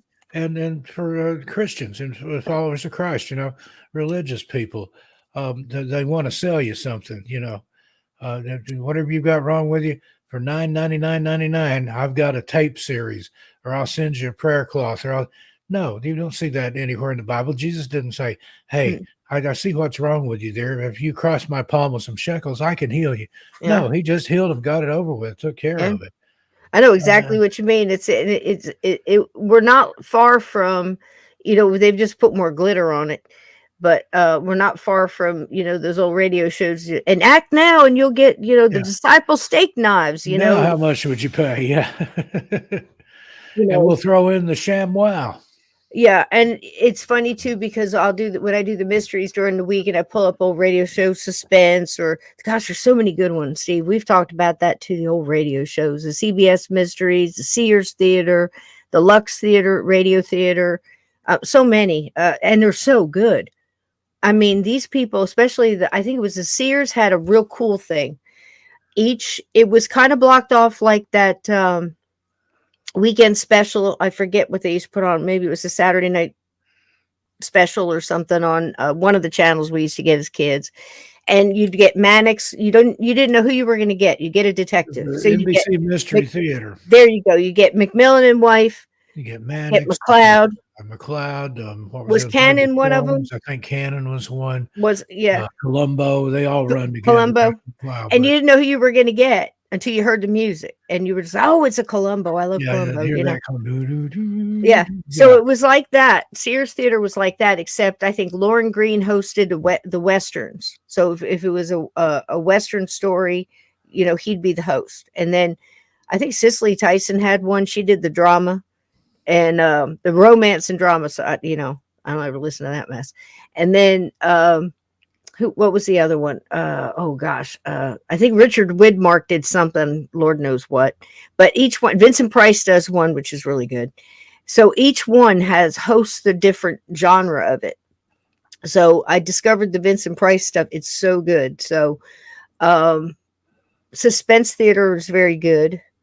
And what was it? Inner Sanctum? I think that was before CBS Theater. That was a Hyman Brown too, wasn't it? Directing. That's where the squeaky door comes from. Yeah, and The Price of Fear with Vincent Price. Oh yeah, we had one of those last week. He was doing a ghost story. I think that was the mystery movie or something. Was that one the actual mystery theater that was on the radio with E.G. Marshall? E.G. Marshall, I love him so much. Loved him in 12 Angry Men, but one of my top 5 favorite movies of all time. The original 12 Angry Men. If you had to name off your top favorite movies, what would they be? Top 5. I wouldn't even know where to start. I know it's hard. I isn't like it? the original Jaws, of course. Oh yeah, that's in my top 100 for sure. Yeah. I like some silly ones. I like Caddyshack. Yeah. Groundhog Day. Is that in your top 100? Name off what some of the ones would be in your top 100, chat, because that's a hard question. It's like somebody saying, "What's your favorite song?" Yeah. You know, I mean, there's songs I'd name off, and then if you really start thinking about it, I forgot that one. It just depends on the season and the mood. I know. I know. Christmas Time, It's a Wonderful Life, Christmas Story. Yes. Yeah. Christmas Carol always be my favorite. Yeah. You know, but all of them, you know, for different. I love Muppet Christmas Carol. You know, George C. Scott. I love all the different. You know, I have one here that I did. The CBS Mystery Theater did, and guess who played Scrooge? See, E.G. Marshall. Yeah, perfect. You know, it was perfect. NBC was different. I think the NBC Mystery Movie, and then the CBS Mystery Theater was the radio show. Yep, that was a radio show, and that was done right there in New York. Yeah, and there were so many good people in it. The oh gosh, I'll forget her name now because I'm trying to think of it. But the lady, that's a good one. I watched that the other day, John. Which one? Oh. Here we go. Planes, Trains, and Automobiles. Airplane. That's a favorite in Nicole and I. Yep. Cabin in the Woods. You're messing with the wrong guy. Yep. He's Ted's living his life in Dirty Harry quotes lately. Those are some good movies for their time. Yep. Very good. The Equalizer. Yeah. Let's see. It's hard for Ferris Bueller. Fast Times at Ridgemont High. I love Planes, that one. Trains, and Automobiles. My gosh, that was a good one. Yeah, we watched that one several times. I saw that one in the theater. That was not bad. It was not bad. I think if I recall how that one broke down for me, I think I got it. I understood there was a spell going on, a voodoo thingamajigger. But if I recall, I think I had that one figured out, and I was just sitting there waiting for it to play out. But it seemed to me like the ending kind of left you hanging there a little bit, like like you wanted more. Almost like, you ever watched a movie where you think that the writers kind of like hurried up at the end or ran out of ideas and just finished it and got it out there? No. I think if I recall, that one did that for me, Production but ran out I of could be money, wrong. and they're like, "We got to wrap this up." Yeah, let's wrap it up. I think that one did that one Got for a me, new but I ending, saw it in the let's do theater. it. Yep. Changeling. You know, I hadn't seen that one in a while. I think I might watch that this Halloween. I want to see if I can get a movie that they'll let us watch. I've been going through the public domain stuff, looking Race for to the old Devil with Peter Poe. Fonda. That's another one. I've never seen The Fall of the House of Usher that's done a good one. correctly. Have you? I mean, do I you don't know recall about the whole done thing off your head? correctly, but But no, you know what I mean. Not screwed around with or whatever. More like old times where they would be more like Vincent Price was playing Poe. yeah, Like he there put may be everything a into it. Hammer version of it. I love all those Hammer horror films. Huge. Yeah. How fan. was that version? Pretty good. As well as I can remember, all of it runs together in my head. I know. I hadn't seen the Black The Cat in a Fall of long the time. Pit, the House of the Skeleton, 13 Wax Ghosts. I don't know. I just That put about I 4 or 5 gotta minutes say, together. 13 Ghosts original is Original extremely William creepy, Castle. fantastic, and they totally screwed it up when they remade it. It was hideous. I hated every minute of it. I hated it. I think I got up and left before it was done. I really do. I hate it every time they do something like that. House on Haunted Hill. Yeah. That. Some of the Abbott Costello movies were great. What's the one that you Oh, The Time of Their Lives, best Their ghost Lives, story that is movie, best ghost 1938. ever. That's actually that's in my playlist. It's on my channel, and you can go watch it. I think I put it up last Halloween, so it's on there for free. You can watch it on YouTube. And yeah, the original Halloween it's from John Carpenter. That's good. All the John Carpenter movies are good. I don't even think I've seen any of the remakes. The original Fog, Steve. Original Fog. Adrian Barbeau and in there you had the shadows, because that was the big thing in the original Fog. You had the build up, you had the writing, you had the acting, you had Adrian Barbeau, for the love of God. That was good. Fantastic. The first Phantasm movie. I love that. Yep. And the first Fog. I mean, that was like The Omen. Oh, the guy who played the priest. I love him so much. We lost him. Oh gosh. We lost some people today too. Pete Rose passed away. Yep. Chris Christopherson. Chris Christopherson. There were some others. We never brought either one of them up, so we're in the clear on those. We didn't do Who played the priest in the original Fog? Froze, help me out here. Come on, guys. I could see him. He was married to the chick that was in Designing Women, the really pretty brunette. Oh gosh. He deserves to have his name remembered. He was a fantastic actor. He played, did a one-act play, very successful. Hal Holbrook. Thank you so much. He did the Mark Twain. Oh, that one hurt. Yes, so good. Mark Twain, and wonderful. If you haven't seen it, please go watch it. I'm sure you can Adrian find it Barbeau's in a radio station on the California Colors. Oh, she's fantastic. She was fantastic. I loved her. Strange Fog rolls in. Yep. The Pirates are in the Fog. 1980. I saw that in the theater. I did too. And what else did I see in theater? Rosemary's Baby, Amityville Horror. Rosemary's Baby's another good one. Yeah. Oh, that one freaked me out. And I saw it coming the whole time. I was young when it came out, but I saw it coming. I'm like, oh my God, that is my work. That's just, I've always had that extra, deep ick feeling, of being betrayed like that. Like being in a town and everybody's gaslighting you and they're all up to something. They all have an agenda, and, you think everybody's, one thing, and then you find out, it's something totally different. I hate that. That was a good one too. That one got me. Oh, that was a good one. Well done. Well done. That was a well done movie. Science. That's another good one. John Keller. Mm-hmm. Lost Boys. There you go. Oh yeah. So good. That's a good one there. Boondock Saints. African Queen. That was good. The original. Absolutely. Boondock Saints. Oh gosh, I love them all. I have a huge, never-ending crush on Billy. I just love him so much. Billy Conn. Oh my God. What an absolute nutter. That's another good one. He is an absolute nutter. He is just free as soul. I just absolutely love him. Funny as all get out. If you want to laugh till you pee, you go pull up an old Billy Connolly concert stand-up and you will laugh your ever-loving ass off. I guarantee it. He is absolutely amazing. And as the dad in Boondock Saints, I mean, you know, it's fantastic. So there you go. If you haven't seen it. Now, if you want to talk about epic movies that I really liked, that I consider, would be Last of the Mohicans, that kind of stuff. But, as far as scary, the ones that got me again, Crowhaven Farm, 1970. What was her name? The blonde chick. God, I'm terrible remembering names. I'm sorry. I got a brain injury. So it's wherever they're stored, wherever names are stored, that's the patch I lost. Because as soon as I think of it, it's gone. The Ghost of Mr. Chicken with Don Knotts. That's gosh, that was so good. And Salem's Lot. That was the original. Was a the TV original. Movie. I like it. One of the best TV movies ever, and thing will scare the pants off of you. TV miniseries and a television event. That was an event. That's another good one. Yep, that was a good one. Yeah, Dusk Till Dawn. I love the way that was done.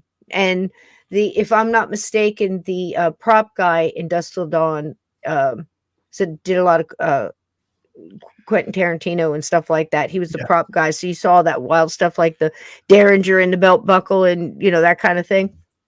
I saw a lot of that stuff, so he was easy to pick up. Rex Harrison, yep.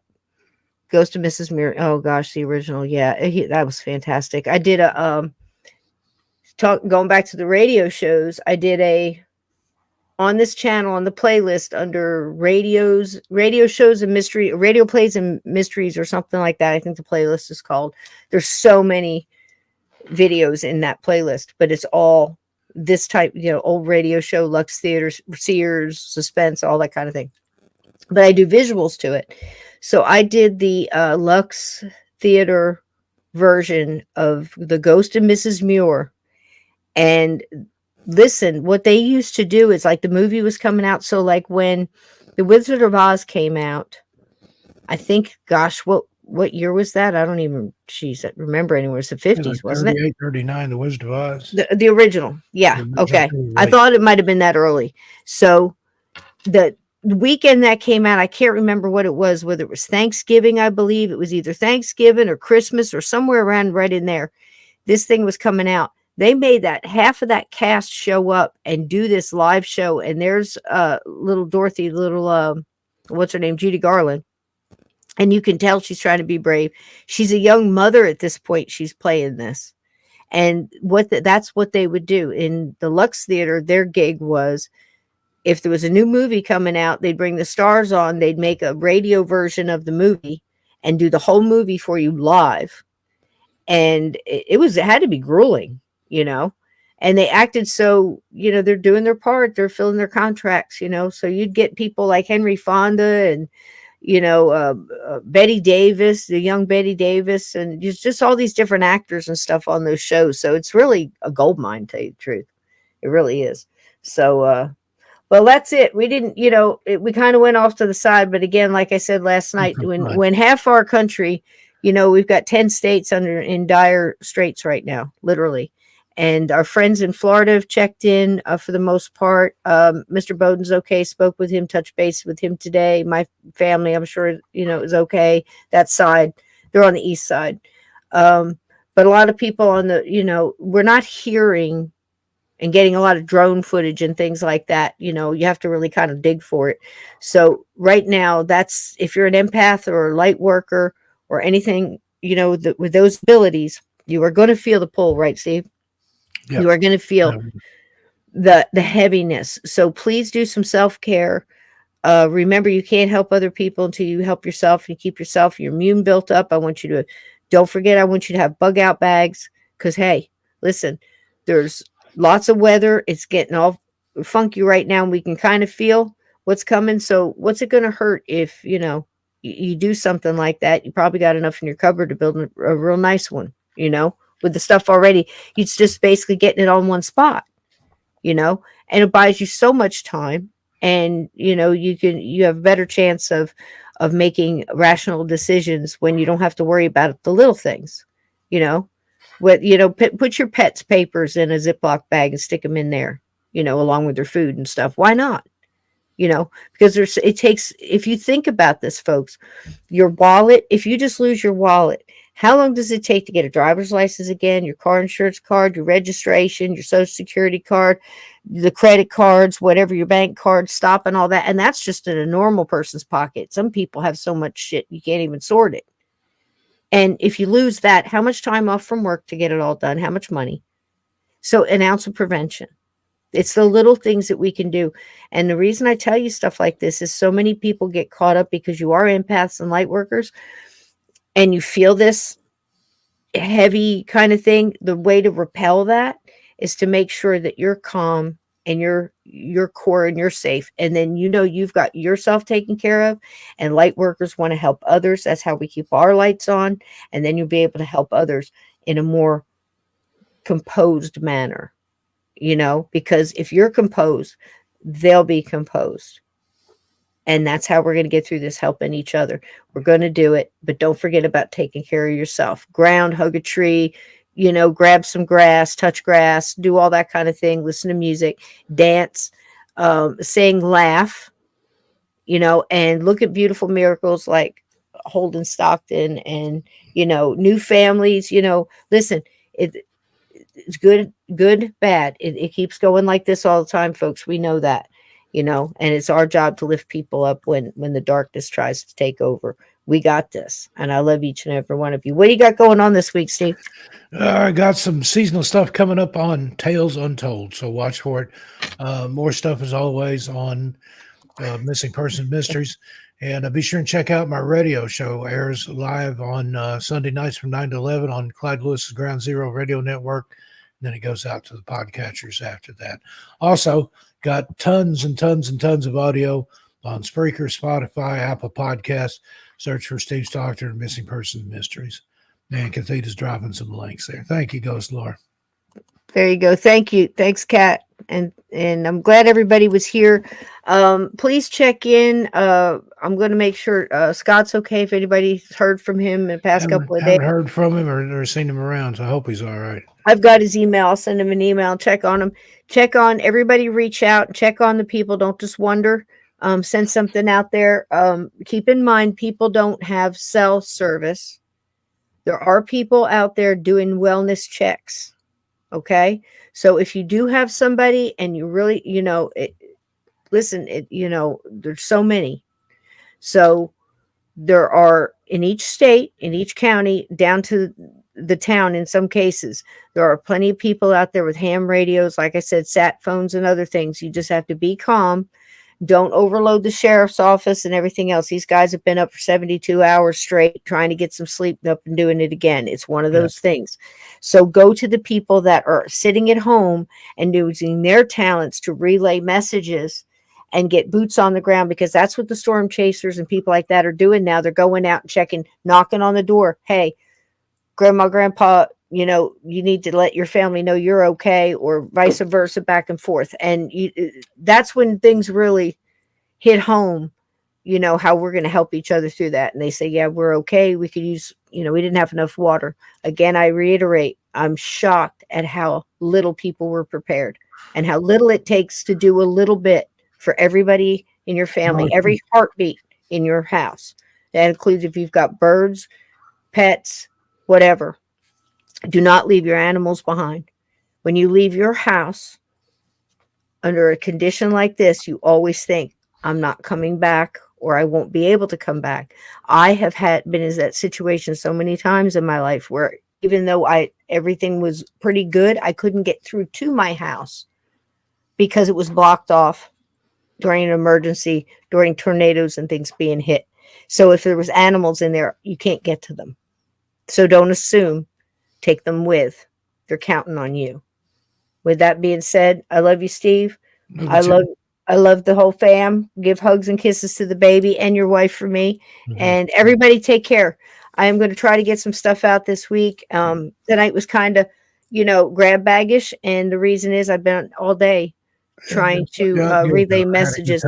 And I didn't know you were going to do theaters, and you asked me my favorite type of ghost, and I said that, and it was just copacetic. And there it was. Yeah. And it was showing the theater too. And again, that's so deep. We could do 100 episodes on haunted theaters and just one story after the other. But again, I think it all is connected with the feeling and the energy. And again, that's what's going on now.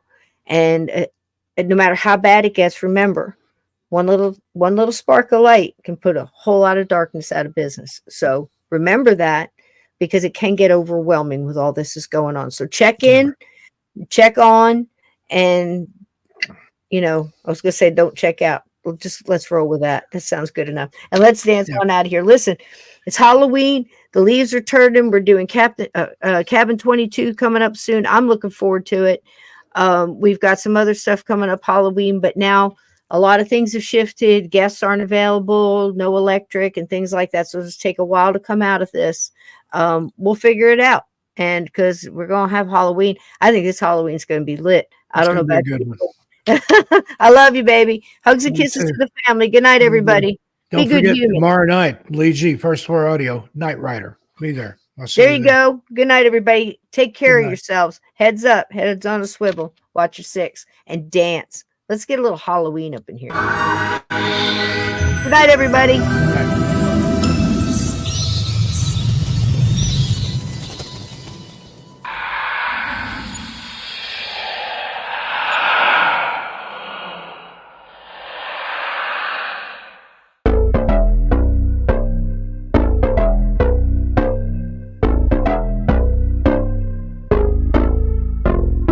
Lights they flicker and the candles glitter like you're in a thriller. Heart goes pom pom pom. Ghostly figures they can get so bitter. Show you want to until you can turn back. You don't know where I've been. What's going on inside? Where the monsters like to come alive, come alive. Do you really wanna know me? I'm really not that cozy. It's up to you, so you decide, you decide. Would you love me at my worst till the coffin's in the dirt?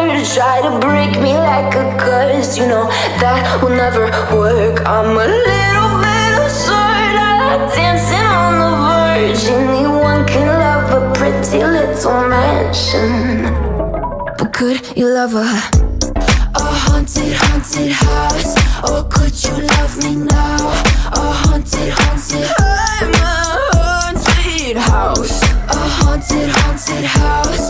If you're too scared, get out. A haunted, haunted, I'm a haunted house. Na na na na na.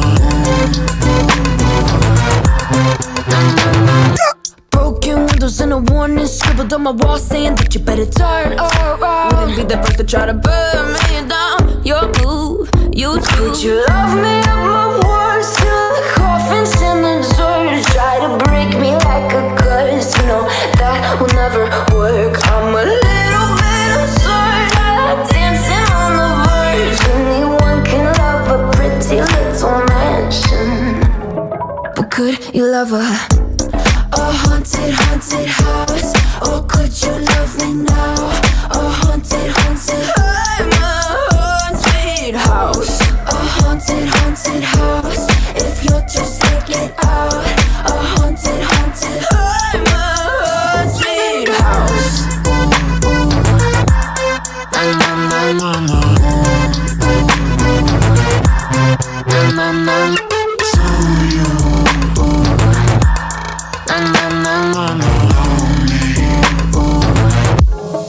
Could you love a haunted, haunted house? Or could you love me now? A haunted, haunted, I'm a haunted house. A haunted, haunted house. If you're just taking side. A haunted, haunted, I'm a haunted house. My words till the coffin's in the third. Anyone can love a pretty little mansion.